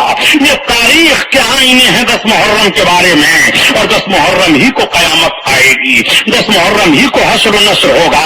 आप जरा मुलाहजा फरमाइए, 10 मुहर्रम की तारीख सुबह आने वाली है। इमाम अली मकाम इस रात को लेते हैं तो इबादत के लिए ले रहे हैं, इस रात में फुर्सत तलब कर रहे हैं तो इबादत के लिए फुर्सत तलब कर रहे हैं। इमाम अली मकाम ईशा की नमाज अदा करने के बाद अपने तमाम साथियों को इकट्ठा बुलाते हैं और इकट्ठा बुलाने के बाद इरशाद फरमाते हैं, जानते हो मामला क्या है, अब सुबह का सफेदा नमूदार होगा तो हमारा इस्तकबाल तलवारों से होगा, तीरों से होगा। अब सारे हुज्जत तमाम हो चुके हैं, अब सारी बातें ان کے سامنے رکھ دی گئی ہیں. اب سارا معاملہ ان کے سامنے پیش کر دیا گیا ہے. اب تلواروں کے علاوہ کوئی معاملہ نہیں ہے. تب تک حضرت امام زین العابدین رضی اللہ تعالیٰ عنہ بخار کی شدت تھی, بات کی بات سن رہے تھے, اٹھ کر کے بیٹھ جاتے ہیں اور بیٹھنے کے بعد آپ ارشاد فرماتے ہیں, عرض کرتے ہیں, ابا حضور کیا ہم حق پر نہیں ہیں؟ حضرت امام علی مقام رضی اللہ تعالیٰ عنہ فرماتے ہیں, بیٹا ہم حق پر ہیں. ہم حق پر نہیں ہوں گے تو کون حق پر ہوں گے؟ ہم حق پر نہیں ہوں گے تو کون حق پر عمل کرے گا؟ پھر ابا جان یہ پریشانیاں کیوں آپ بیان کر رہے ہیں؟ حضرت امام علی مقام ہے کہ ہمیں ذبح عظیم کی تکمیل کا معاملہ طے کرنا پڑے.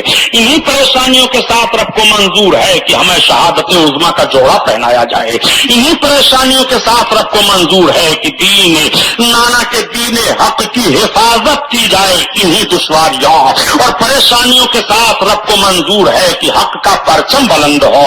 لوگ کہتے ہیں کہ فلاں مار دیا گیا مغلوب ہو گیا. نہیں, مارنے اور مرنے سے غلبہ نہیں ہوتا ہے, بلکہ دشمن جو مقصد حاصل کرنا چاہتا ہے اس مقصد میں دشمن کو پھیل کر دیا جائے, غلبہ اس کو حاصل ہوتا ہے. دشمن کا مقصد تھا خون حسین سے میں اپنی حکومت کی بنیاد کو مضبوط کر لوں. امام حسین کا مقصد تھا خون بہ جائے, مگر غیر شرعی حکومت کو میں اپنے خون کی بنیاد پر غیر شرعی حکومت کو شرعی حکومت نہیں بننے دوں گا. امام حسین ہی کا مقصد کامیاب رہا. بیٹا تلواریں تو ضرور چلیں گی, گردنیں تو ضرور کٹ جائیں گی, جسم تو ضرور تڑپیں گے, مگر غلبہ ہمارا ہی ہوگا. بیٹا ہمیں گھبرانے کی ضرورت نہیں ہے. اپنے بچے کو حضرت امام تسلی دیتے ہیں اور تسلی دینے کے بعد سارے لوگوں سے کہتے ہیں, ایک مشورہ میں دیتا ہوں سنو. اب خیمے کی تنابیں ایک دوسرے کی تنابوں سے ملا دو اور خیمے اکٹھا کر لو اور خیموں کے قریب ایک گڑھا کھود دو تاکہ دوسرے طرف سے دشمن کے آنے کا معاملہ ختم ہو جائے, اور اس گڑھے میں لکڑیاں بھر دو. سویرے سویرے ان لکڑیوں میں آگ لگا دو تاکہ پیچھے کے حصے سے ہمارے خیموں پر حملہ نہ کریں. ہمیں یقین ہے کہ ہمارے خیموں پر حملہ کر دیں گے. یہ سید زادیوں کے چہروں سے چادروں کو چھین لیں گے, لیکن رب ان کا حافظ و ناصر ہے. میرے ساتھیوں تم ایسا کرو. امام علی مقام یہ پیغام دینے کے بعد اب آتے ہیں جہاں سید زادیاں تھیں, جہاں حضرت امام حسین کی بہن تھی, حضرت امام حسین کی بیویاں تھیں. امام علی مقام آئے اور سب کو اکٹھا کرنے کے بعد سمجھانا بجھانا شروع کیا. حضرت امام علی مقام کی بہن حضرت زینب نے اپنے بھائی کے گلے کا بوسہ لے لیا. امام علی مقام نے اپنے بہن کی کلائی چوم لی. تھوڑی دیر تک خاموشی رہی. امام علی مقام نے فرمایا, بہن زینب تو نے میرے گلے کا بوسہ کیوں لیا؟ عرض کرتی ہے, بھائی جان آنکھوں سے آنسو بہ رہے ہیں. اے بھائی جان, ایک مرتبہ میں جب چھوٹی سی تھی امی کی گود میں بیٹھی ہوئی تھی, امی میرا چہرہ دیکھ رہی تھی اور آپ کا چہرہ دیکھ رہی تھی. دیکھتے ہی اماں نے مجھ سے کہا تھا, اے زینب یہ تیرے بھائی حسین ہیں, جب حسین امتحان گاہ میں ہو تو زینب ان کا ساتھ نہ تو چھوڑنا. زینب تیرا بھائی شہید کیا جائے گا. زینب تو اپنے بھائی کے ساتھ ساتھ رہے گی, وعدہ کر لے. میں نے امی سے وعدہ کیا تھا, اے امی میں اپنے بھائی کا ساتھ نہیں چھوڑوں گی. اے بھائی جان مجھے وہی وعدہ یاد آ رہا ہے. مجھے علم ہے کہ سویرے سویرے آپ کی گردن پر تلوار چلے گی, دشمن آپ کی گردن پر تلوار پھیریں گے, اس لیے میں نے گردن کا بوسہ لیا ہے, اس لیے میں چوم رہی ہوں. بھائی آپ نے میری کلائی کیوں چومی تھی؟ امام علی مقام کہتے ہیں, اے بہن ماں نے یہ بھی تو کہا تھا اسی وعدہ میں کہ تو حسین کا ساتھ دینا, اور مجھ سے بھی وعدہ لیا تھا, یہ حسین یہ تیری بہن ہے, یہ ہر موڑ پر تیرا ساتھ دے گی. اے حسین یہ زینب ہے, یہ تیرے صبر و استقلال میں بھی تیرے ساتھ رہے گی. یہ زینب ہے, یہ اپنے شہزادوں کی بھی قربانی تیرے قدموں پر پیش کر دے گی. اے حسین یہ میری زینب ہے, یہ اپنے بچوں کا خون بھی تیرے نانا جان کی ناموس کے لیے بہا دے گی. اے حسین یہ میری زینب ہے, میری زینب کا خیال رکھنا, میرے زینب کے مشوروں پر عمل کرنا. بہن میں یہ دیکھ رہا ہوں کہ سویرے جب میں نہ ہوں گا تو دشمن تمہارے ہاتھ میں زنجیریں ڈال دیں گے. زنجیروں کی کڑیاں میرے بہن کے ہاتھ میں ہوں گی. کاش اس وقت حسین ہوتا تو ایک ایک کی گردن تلوار سے جدا کرتا, مگر ایک بہن جب تمہارے ہاتھوں میں بیڑیاں ڈالی جائیں گی, زنجیریں ڈالی جائیں گی بہن, اور تمہارے سر سے تمہارا دوپٹہ چھینا جائے گا تو تمہارے بھائی کے جسموں پر گھوڑے دوڑ چکے ہوں گے. اے زینب وہ منظر دیکھ رہا ہوں, بھائی اور بہن دونوں رو رہے ہیں, دونوں کی ہچکیاں بچ گئی ہیں. رات رونے کے لیے بھی عبادت کرنے کے لیے بھی ہے. مسلمانوں ذرا امام حسین کے قتل کا فرق سمجھو اور دنیا کا معاملہ سمجھو. یہ دنیا ہے جو تباہ کر رہی ہے, یہ دنیا ہے جو آبرو لوٹ رہی ہے, یہ دنیا ہے جو آخرت کو برباد کر رہی ہے, یہ دنیا ہے جو خون حسین میں اپنے ہاتھ کو رنگ کر کے ان سب کی عاقبت کو برباد کر دیا ہے. آؤ ذرا دیکھو امام علی مقام اب حضرت شہربانوں کو تسلی دے رہے ہیں, حضرت ام رباب کو تسلی دے رہے ہیں, لیلا کو تسلی دے رہے ہیں. سارے لوگوں کو تسلی دینے کے بعد امام علی مقام رضی اللہ تعالیٰ عنہ تھوڑی دیر کے لیے ٹیک لگاتے ہیں. جیسے اونگ آتی ہے تو دیکھ رہے ہیں کہ نبی کونین تشریف لائے ہیں, نانا حضور تشریف لائے ہیں, میری زلفوں میں اپنی انگلیاں کر رہے ہیں اور میرے چہرے پر اپنا ہاتھ پھیر کر کے میرے لیے دعا مانگ رہے ہیں. اللہم آت الحسین صبرا واجرا, اے اللہ میرے حسین کو صبر عطا فرما دے, میرے حسین کو اجر عطا فرما دے. نانا کا مقدس ہاتھ لگنا تھا نواز رسول کے چہرے پر کہ دل کی کلیاں کھل جاتی ہیں, حسرتیں ٹوٹی ہوئی تھی سب بڑھ جاتی ہیں, دل گھبرا رہا تھا اطمینان حاصل ہو جاتا ہے. نبی کا ہاتھ چہرے رسول نواز رسول کے چہرے سے لگ گیا ہے. نبی کونین نے امام حسین کے سینے مقدس پر اپنے دست انور کو پھیر دیا ہے. خاتون جنت آ رہی ہیں, بیٹے کو تسلی دے رہی ہیں. علی کائنات آ رہے ہیں, بیٹے کو تسلی دے رہے ہیں. حیدر کرار فرماتے ہیں اے حسین تم صبر و شکر سے کام لینا, ان اللہ مع الصابرین, اللہ صبر کرنے والوں کے ساتھ ہے. حسین نظام کائنات درہم برہم ہو جاتا, ورنہ میں وہ علی ہوں کہ نکلنے کے بعد اے حسین میں بتا دیتا کہ حیدر کرار کسے کہتے ہیں. بیٹا حسین میدان احد و بدر میں میری ہی تلوار چل رہی تھی تو غیب سے آواز آتی تھی لا فتح الا علی لا سیف الا ذوالفقار, علی جیسا کوئی جوان نہیں ہے اور ذوالفقار جیسی کوئی تلوار نہیں ہے. بیٹا مجھے کو کہا جاتا تھا کہ شاہ ازدا شیر ازدا, شاہ مردہ شیر ازدا, قوت پروردگار, لا فتح الا علی لا سیف الا ذوالفقار. اے بیٹا نکلنے کی اجازت نہیں ہے نظام کائنات, درہم برہم ہو جائے گا, ورنہ کربلا کی ریت کو علی الٹ پلٹ کر کے رکھ دیتا. بیٹا مگر رب کو منظور نہیں ہے, رب کو منظور یہی ہے کہ کربلا کی ریت ہو, نواز رسول کا گلا ہو, دشمنوں کی تلواریں ہوں, ان کے گھوڑے ہوں, حسین کے جسم پر دوڑ رہے ہوں, گردنیں کٹ رہی ہو, خون بہ رہا ہو, اور اس کو عرفان کا نور کی روشنی دنیا میں پھیل رہی ہو, دنیا دیکھ رہی ہو. یہ رسول اللہ کے نواسے ہیں جو ذبح عظیم کی تکمیل فرما رہے ہیں. حضرت ابراہیم سے مطالبہ ہوا تھا بیٹے کو قربان کرو, مگر فدیہ دے کر کے بیٹے کی جان بچی تھی. اس ذبح کی تکمیل کربلا کے میدان میں ہو رہی ہے, حسین کا خون بہ رہا ہے. اور ایک بات اور میں عرض کرتا چلوں, ایک پیارے مسلمانوں, میدان بنا میں حضرت اسماعیل علیہ السلام کی قربانی پیش کی گئی ہے اور نبوی شان و شوکت کے مطابق حضرت اسماعیل کی قربانی بارگاہ عزتی میں قبول ہے, مگر حضرت اسماعیل کی گردن نہیں کٹی ہے, ان کا جسم نہیں تڑپا ہے, ان کا خون نہیں بہا ہے, ان کے جسم پر گھوڑے نہیں دوڑے ہیں. اگر مینا کے میدان کی قربانی قیامت تک بھلائی نہیں جا سکتی ہے تو کربلا کے میدان میں نماز رسول کی قربانی کیسے بھلائی جائے گی؟ مینا کے میدان میں تو جسم نہیں کٹا ہے, مگر کربلا کے میدان میں گردن کٹی ہے, کربلا کے میدان میں گھوڑے دوڑے ہیں, کربلا کے میدان میں جوانی قربان ہوئی ہے, کربلا کے میدان میں عباس کے بازو کٹے ہیں, کربلا کے میدان میں خیمے چلے ہیں, کربلا کے میدان میں شہزاد گانی رسول کے ان چہروں سے چادریں چھینی گئی ہے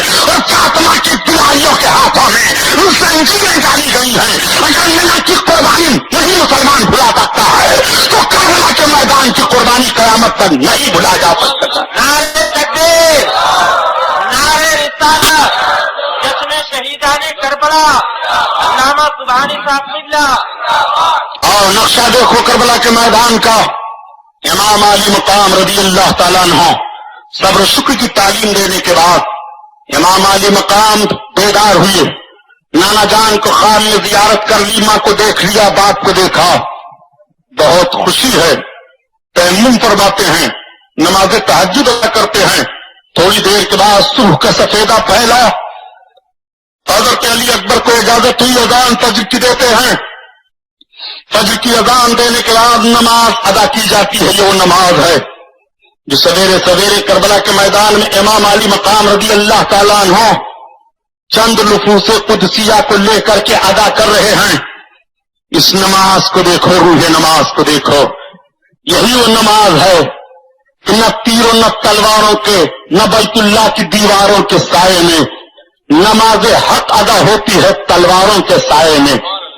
اللہ اکبر، یہ نماز ادا ہو رہی ہے.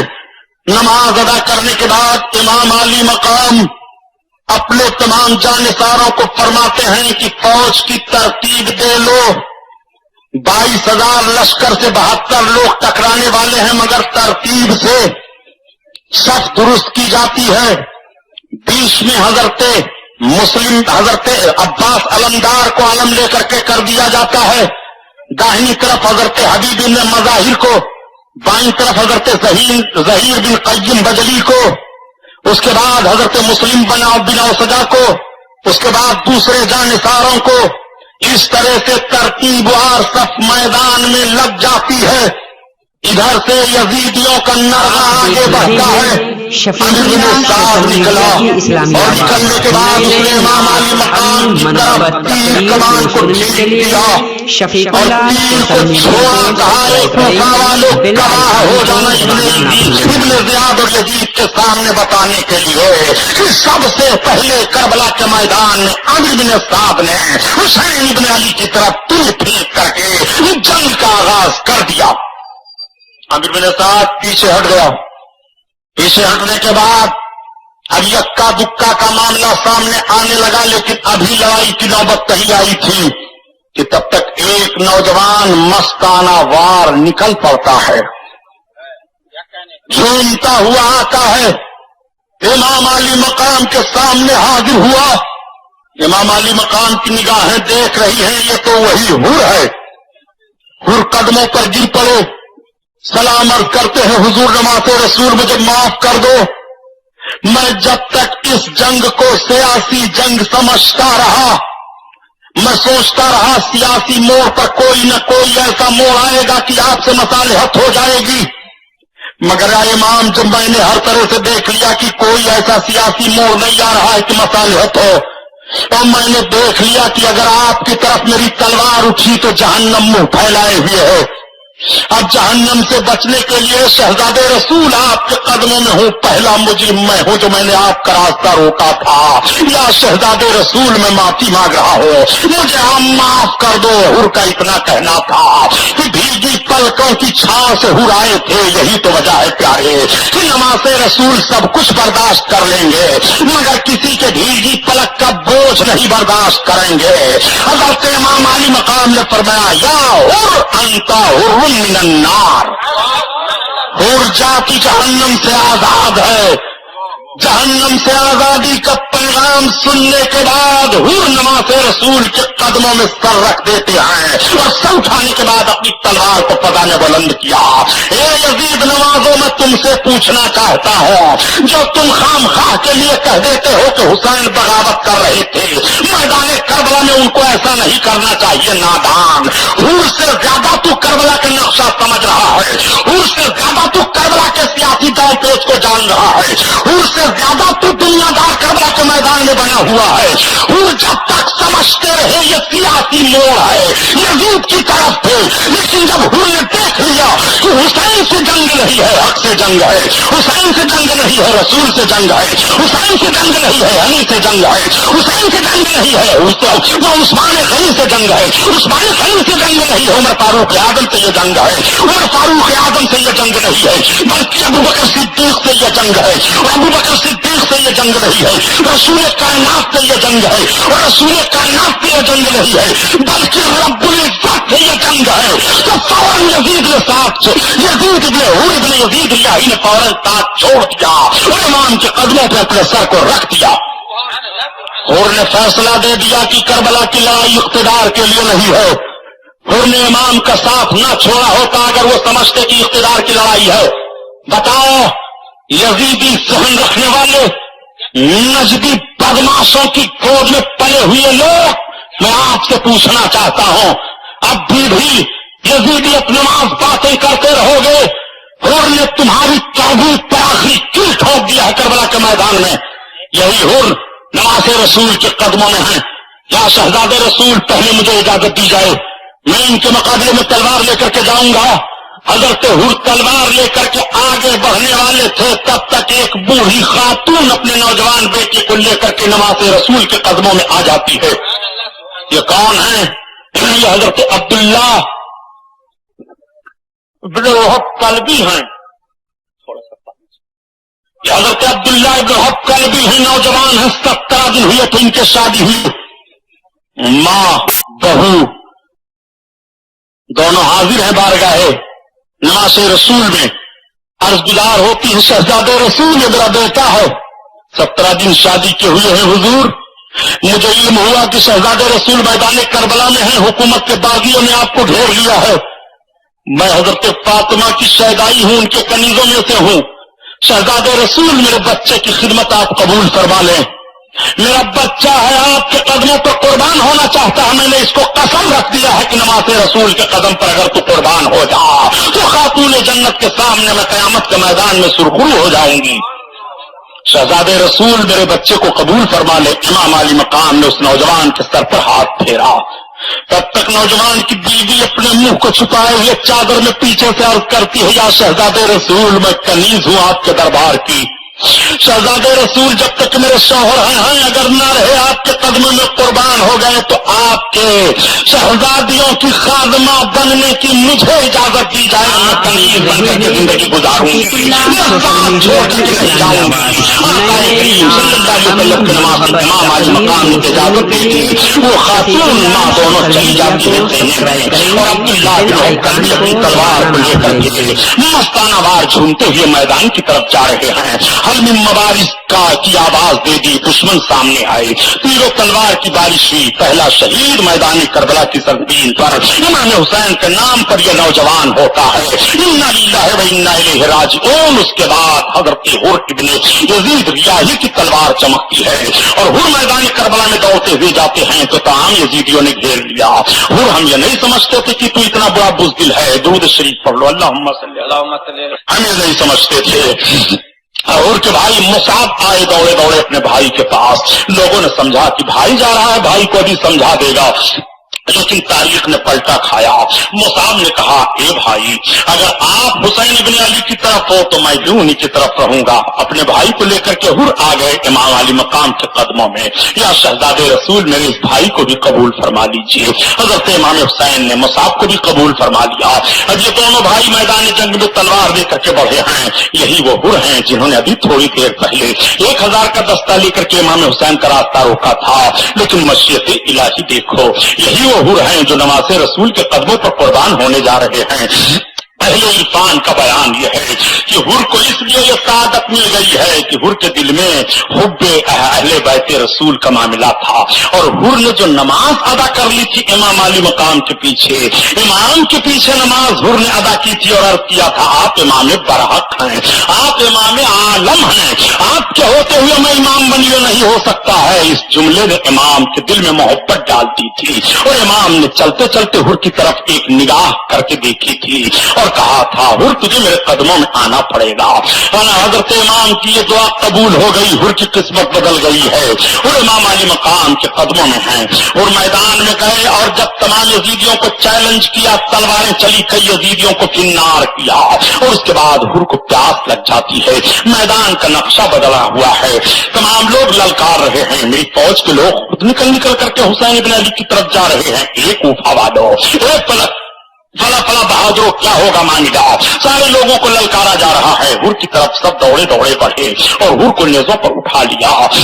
हुर की जब शहादत होती है तो हुर ने एक आवाज दी, या हुसैन इब्न अली अदरिकनी, ए हुसैन इब्न अली मुझे संभालो, ए हुसैन इब्न अली मुझे संभालो। इमाम अली मकाम आगे बढ़े और हुर को उठा करके लाए, खेमे के करीब डाल दिया।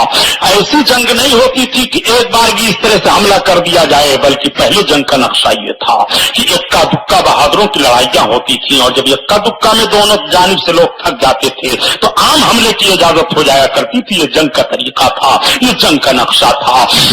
आज آج کے جنگ کا معاملہ نہیں تھا کہ پیچھے سے تلوار ماری جائے یا پیچھے سے ہتھیار استعمال کیا جائے یا بم چھوڑ دیا جائے، نہیں، وہ زمینی جنگ، آمنے سامنے کی جنگ کا طریقہ یہ تھا اگلے دور میں۔ چنانچہ حضرت امام علی مقام رضی اللہ تعالیٰ عنہ کے تمام ساتھی آپ کا چہرہ دیکھ رہے ہیں، یزیدیوں کی طرف سے للکارا جا رہا ہے، آگے بڑھو، کون آگے بڑھتا ہے، آگے بڑھو، کون تلوار اٹھاتا ہے۔ ظہیر بن قیم ہیں، مسلم بن اوسجا ہیں، حبیب بن مظاہر ہیں، یہ سب کے سب ہیں، یہ سب کے سب اپنی اپنی تلواریں سونپ کر کے میدان میں پہنچ جاتے ہیں۔ بڑی گمبھیر جنگ ہوتی ہے، نہ جانے کتنے یزیدی کینار ہو گئے، تعجب کرتے تھے یہ لوگ، یہ حسین ابن علی کے ساتھیوں میں کتنا دم ہے، کتنی بہادری ہے، بہادری کی بنیاد پر یہ لوگ اس طرح سے ہمارے سامنے تلواریں لے کر کے آ رہے ہیں۔ جب یزیدی فوجیوں کا جائزہ لیا جاتا ہے اور امام حسین کے جانثاروں کا جائزہ لیا جاتا ہے تو ایک جانثار پر 300 یزیدی آتے ہیں۔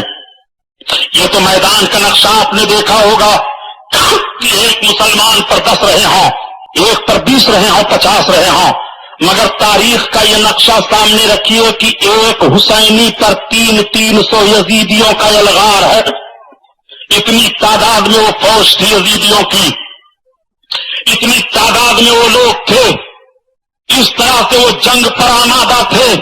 کبھی کبھی کسی بہادر کے اوپر گرد و غبار، دھول کنکر، ریت سب اڑاتے رہتے تھے، اسی میں وہ دب جاتا تھا اور تیروں تلواروں کی بارشیں ہونے لگتی تھی۔ اس طرح سے بعض بہادروں کی شہادت ہوئی ہے۔ امام علی مقام کے کے بعد دیگر تمام ساتھی اس دار فانی سے شہادت کا جوڑا پہن کر کے دار بقا کی طرف روانہ ہو گئے۔ امام علی مقام ایک ایک کو لا کر کے رکھتے ہیں۔ اب امام علی مقام کے سارے دوست جب دنیا سے گئے، امام علی مقام کے چچیرے بھائی بھی چلے گئے۔ امام علی مقام کے بھائی عباس علمدار، جن کے ہاتھ میں علم تھا، خیمے کی طرف گئے جائزہ لینے کے لیے۔ تب تک آپ دیکھتے ہیں کہ بچوں کی آہیں بلند ہیں، عورتیں چیخ رہی ہیں، پیاس کی شدت ہے۔ حضرت عباس علمبردار باہر آ گئے، مشکیزے کو لیا، نہر فرات پر بڑا زبردست پہرا لگا ہوا ہے۔ 7 محرم الحرام سے فرات کا پانی روک دیا گیا، کوئی حسین کا ساتھی پانی نہ استعمال کرنے پائے۔ یہی وہ امام حسین ہیں جنہوں نے کوہ ذوحشم پر پانی دے دیا تھا یزیدیوں کو، لیکن آج یہ فرات کی طرف نہیں جانے دے رہے ہیں۔ حضرت عباس علمدار رضی اللہ تعالیٰ عنہ بڑی مشکل سے نہر فرات پر پہنچے، مشکیزہ بھرا، پانی لیا اور لے کر کے جب چلنے کا ارادہ کرتے ہیں اپنے چلو میں پانی لکھا کہ پیے، تب تک بچوں کی پیاس آ گئی، پانی کو پھینک دیا۔ باہر نکل آئے اور باہر نکل کر جب خیمے کی طرف بڑھنے لگے تو یزیدیوں نے للکارا، عباس پانی نہ لے کر جانے پائے، حسین کے بھائی ہیں، بڑھو ان کی طرف۔ چند ظالم بڑھے، امام علی مقام کے بھائی حضرت عباس کی تلواریں چلی اور کنار ہوئے۔ کسی ظالم نے تیر کا نشانہ بنایا، مشکیزے پر مار دیا، مشکیزہ میں سوراخ ہوا، پانی بہہ گیا۔ کسی کی تلوار آپ کے بازو پر لگی، بازو کٹ کر کے گر گیا۔ حضرت عباس پریچا مردی کے ساتھ لڑتے رہے، مگر گھوڑے سے زبیب پر آ گئے تو اپنے بھائی کو پکارا۔ امام علی مقام کو آواز دی گئی، حسین تم اپنے ساتھیوں کی لاشوں کو ڈھوتے رہے، اپنے بھائی کا بھی جنازہ دیکھ لو حسین، اپنے بھائی عباس کا بھی کٹا ہوا بازو ملاحظہ کرو۔ امام علی مقام جب قریب آئے تو دیکھا کہ بھائی کا بازو کٹا ہوا ہے، مشکیزہ پھٹ گیا، پانی سارا بہ گیا ہے۔ اپنے بھائی کا سر اپنی گود میں لیا، آنکھوں سے آنسو بہنے لگے۔ یزیدیوں نے للکارا، حسین اب بھی مان جاؤ، یزید کے ہاتھ پر ہاتھ دے دو۔ حسین کتنے جوانوں کو تم نے کربلا میں سلا دیا ہے، اب بھی تمہارا دل نہیں مانتا ہے۔ حسین تمہارا بھائی، تمہارا بازو تمہارے لیے کٹا چکا ہے، لیکن اب بھی تمہارا دل نہیں مانتا ہے۔ حسین اب بھی ان سب کو بچا دو۔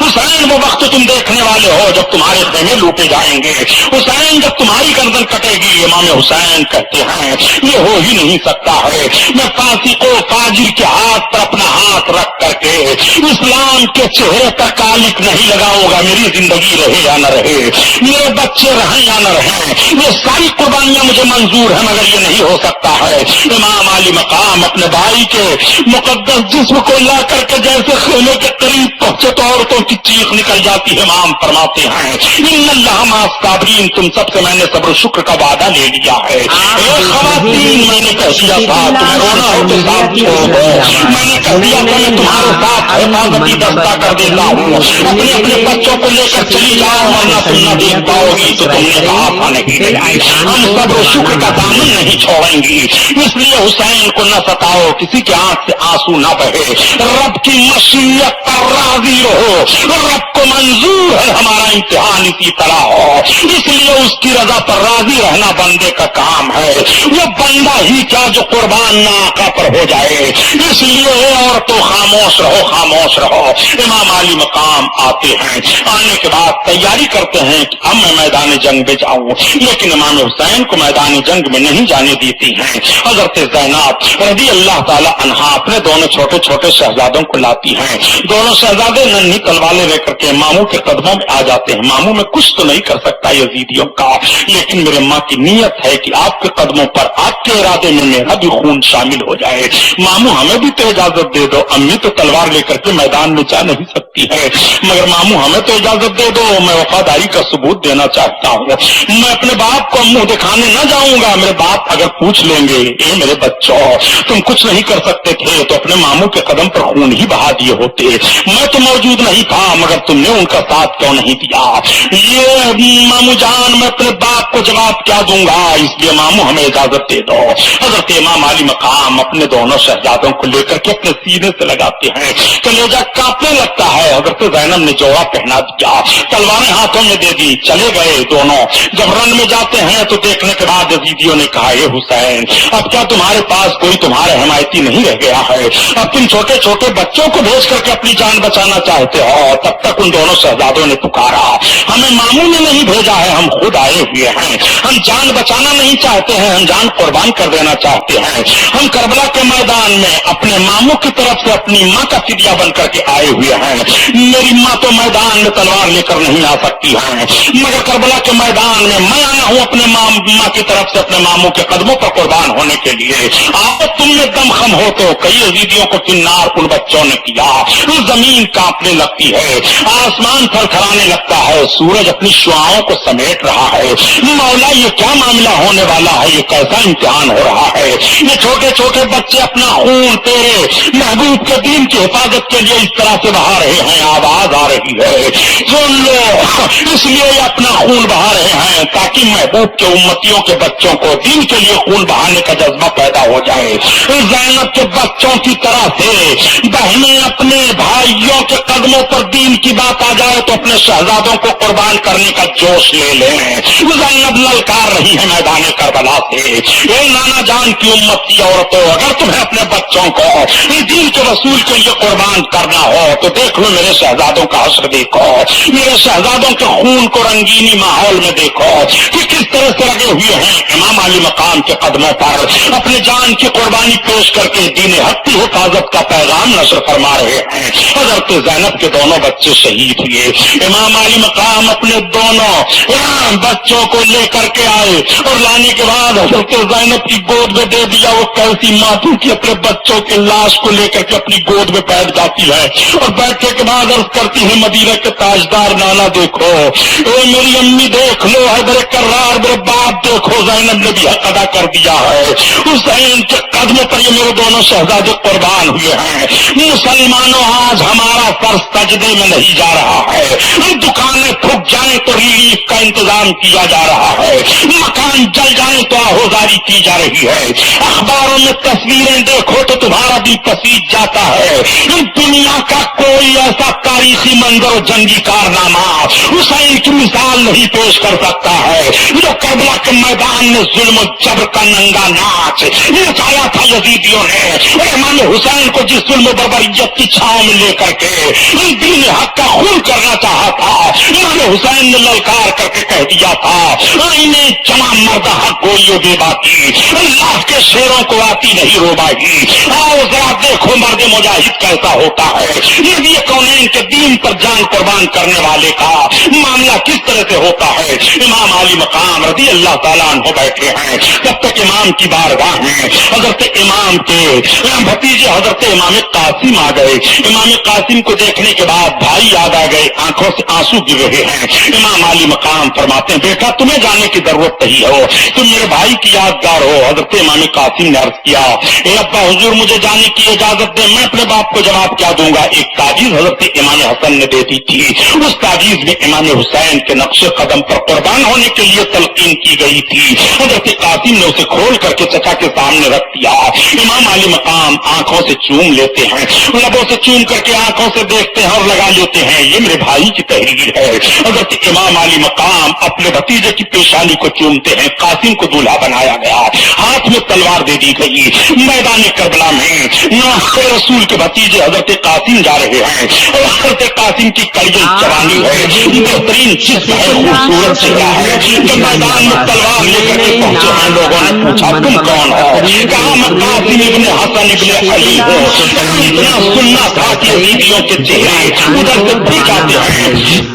हजरत इमाम कासिम ने तलवार उठाई। इमाम कासिम के मुकाबले में एक बहुत बड़ा पहलवान आया, इमाम कासिम ने उसे कत्ल कर दिया। दूसरा आया उसे कत्ल किया, तीसरा आया उसे कत्ल किया। इन तीन पहलवानों का बाप अरजक पहलवान था, जो बड़ा मजबूत पहलवान था। वो झूमता हुआ मस्त हाथी की तरह चलता था, तलवार उठाया फिजा में, बुलंद करते हुए कहा अभी चंद मिनटों में मैं इस बच्चे का काम तमाम कर देता हूँ। इमाम हुसैन देख रहे थे, इमाम हुसैन के हाथ दुआ के लिए उठ जाते हैं, मेरे परवरदिगार कासिम की लाश तेरे हाथ में है। इमाम आली मकाम के हाथ उठे हैं और इधर जब अरजक अपनी तलवार उठाता है तो इमाम कासिम ने फरमाया तुम इतने बड़े पहलवान हो, मगर तुम्हें अभी जंग का तरीका नहीं आ रहा है, तुम जरा अपने घोड़े की ईर तो देख लो। वो घोड़े की तरफ झुका देखने के लिए कि तब तक शहजादे रसूल की तलवार फजा में बुलंद हुई। हजरत कासिम ने तलवार का वार किया, अरजक को मार करके जमीन पर गिरा दिया। पूरे कूफियों में शोर हंगामा हुआ कि अरजक जैसे को एक लड़के ने कत्ल कर दिया, हुसैन के कछार का शेर है, अली का बुलारा है, ये पढ़ो आगे साहब। तीरों की बारिश हो रही है, तलवारों की बारिश हो रही है, कंकड़ फेंके जा रहे हैं, धूल उड़ाए जा रहे हैं। पूरी तारीख छान डालो करबला की यही वाकया मिलता है कि अक्का दुक्का मुकाबले में ये नहीं मार पाते थे, सब एक बार की टूट पड़ते थे, तलवारें भी पचल रही हैं। और जमीन पर इमाम कासिम जब घोड़े से जमीन पर आए, इमाम कासिम की तरफ हजरत इमाम हुसैन बढ़े और जब अपने भतीजे के जनाजे को उठाते हैं, लाश को अपने सीने से लगाते हैं, चेहरे का खून हजरत इमाम हुसैन के चेहरे पर लग जाता है। हजरत इमाम हुसैन देख रहे हैं, हजरत कासिम की निगाहें भी देख रही है, भाई याद आ गए हैं।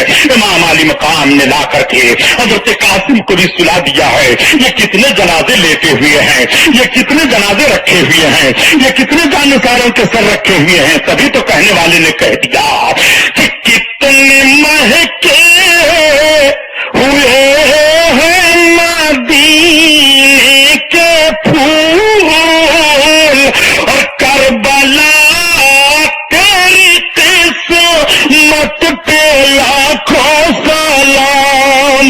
अल्लाह अल्लाह, बिखरे का लफ्ज अच्छा नहीं लगता प्यारे, कितने महके हुए हैं मदीने के फूल।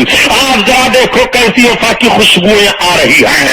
ये सब शहजाद गाने रसूल हैं, दीवान गाने रसूल हैं, जो सो हुए हैं, अब भी नींद मिल गई है, शहादत का जाम पी चुके हैं, जोड़ा पहन चुके हैं। इमाम आली मकाम रज़ी अल्लाह ताला अन्हु खेमे के अंदर आते हैं, रोने की आवाज आ रही है। आपने सब्र शुक्र की तलकीन की। हजरत अली कायनात के शहजादे इमाम हुसैन के शहजादे अली अकबर सामने आ गए। अली अकबर की बड़ी अच्छी जवानी है। बताया जाता है तारीखों में कि 18 साल की जवानी हजरत अली अकबर की है। हजरत अली अकबर शबीह मुस्तफा कहलाते थे। उनको जब कोई देख लेता था तो जिसके सामने नबी कौनैन का मुकद्दस हिलिया शरीफ होता, वो फौरन पुकार उठता, ये तो ऐसा लग रहा है जैसे मुस्तफा जा रहे हैं, ये तो ऐसा लग रहा है जैसे रसूल कौनैन सल्लल्लाहु अलैहि वसल्लम की तस्वीर चल रहे हैं। इसलिए लोग उन्हें तस्वीर मुस्तफा, शबीह मुस्तफा कहा करते थे। ऐसा चेहरा हजरत अली अकबर रज़ी अल्लाह ताला अन्हु का है। हजरत अली अकबर जब मैदान में पहुंचे हैं तो लोगों के छक्के छूट गए। यहाँ तक रवायतों में बातें आती हैं कि यजीदी रो पड़े, अपने अपने इमामों को उतार दिया, अपने इमामों में आंसुओं को जज्ब कर रहे थे, मगर किसी की हिम्मत नहीं थी हजरत अली अकबर के सामने तलवार उठाने की। हजरत अली अकबर ने ललकारा, हल्मी मबारिज का खुतबा दिया, फरमाया आओ जिसको हमारे सामने आना हो। कहा अली अकबर तुम वापस चले जाओ, अपने बाप को भेजो। कहा ये हो नहीं सकता है, जब तक बेटा मौजूद है और बेटे के जिसमें खून सलामत है उस वक्त तक अपने बाप को मैदान में भेजो। ये मोहब्बत की रीत नहीं है, ये मोहब्बत का वसूल ज़ाब्ता नहीं है, इसलिए आओ जिसको मैदान में आना हो। सारे लोग टूट पड़े। हजरत अली अकबर से तलवारें चल रही हैं। हजरत अली अकबर तलवारों का कई जख्म खा जाते हैं। खाने के बाद पलटे अब्बा हुजूर के पास आ गए और करते हैं ए अब्बा हुजूर अगर पानी के चंद कतरे मिल जाएं तो मैं अभी और दफा कर सकता हूँ, अभी और मेरी तलवारें चल सकती हैं। इमाम अली मकाम ने चेहरा देखा और देखने के बाद फरमाया बेटा थोड़ी देर के बाद तुम्हें हौज़े कौसर से जाम पिला दिया जाएगा। तुम्हारे नाना और तुम्हारे दादा हुजूर हौज़े कौसर पर जाम लिए इंतजार कर रहे हैं। इमाम अली मकाम ने तसल्ली के लिए अपनी उंगलियों को उनके मुंह में डाल दिया। अली अकबर चूसने लगे और उसके बाद जब ताकत पैदा हुई फिर घोड़े पर सवार हो गए, तलवार उठाई, मैदान में आ गए, पूरे वीडियो में घुसते चले जा रहे हैं। तलवारों और सीरों की अलगार हो जाती है। हजरत अली अकबर नीचे आ गए घोड़े से। इमाम हुसैन को आवाज दी गई, यजीदियों ने कहा हुसैन अपने जवान बेटे की लाश उठा ले जाओ। इमाम हुसैन आए और अली अकबर को लेकर के सीधे से लगा करके चलने लगे तो कदम लड़खड़ा रहे हैं। बाप आज सवेरे से एक एक के लाश को उठा उठा करके रख रहा है। कितनी हिम्मत थी हुसैन को, कितना मजबूत जिगर था इमाम हुसैन का। रसूल ने दुआ मांगी थी, अल्लाह हुसैन को सब्र अता फरमा, मौला हुसैन को अजर अता फरमा। जरा देखते चलो हजरत इमाम हुसैन के कारनामे को ये मुसलमानों। इमाम अली मकाम ला करके जब अपने शहजादे के जिस्म को रखते हैं तो तीर लगे हुए थे, तीर को निकाला बाप ने अपने शहजादे के कलेजे से, तो उस तीर में कलेजी भी निकल आती है। बाप का चेहरा देख करके बेटा मुस्कुरा रहा है और बेटे का चेहरा देख करके बाप मुस्कुरा रहा है। निगाहों में निगाहें डाल देते हैं मौलाए कायनात के शहजादे। अली कायनात ने अपने शहजादे की पेशानी को चूम लिया, अपने लबों को अली अकबर के लबों से लगा दिया। बेटा जाओ नाना से सलाम कह देना, अभी जल्द मैं तुमसे मिलने वाला हूँ। आहें बुलंद हो जाती हैं। आप तलकीन करते हैं खबरदार औरतों से आंसू न बहाना, तुम सब्र शुक्र से काम लो, देखो कैसी कैसी हमारी कुर्बानी हो रही है और किस किस तरह से हमारी कुर्बानी कबूल हो रही है। अब हमारा इम्तिहान ले रहा है, औरतों घबराने की जरूरत नहीं है।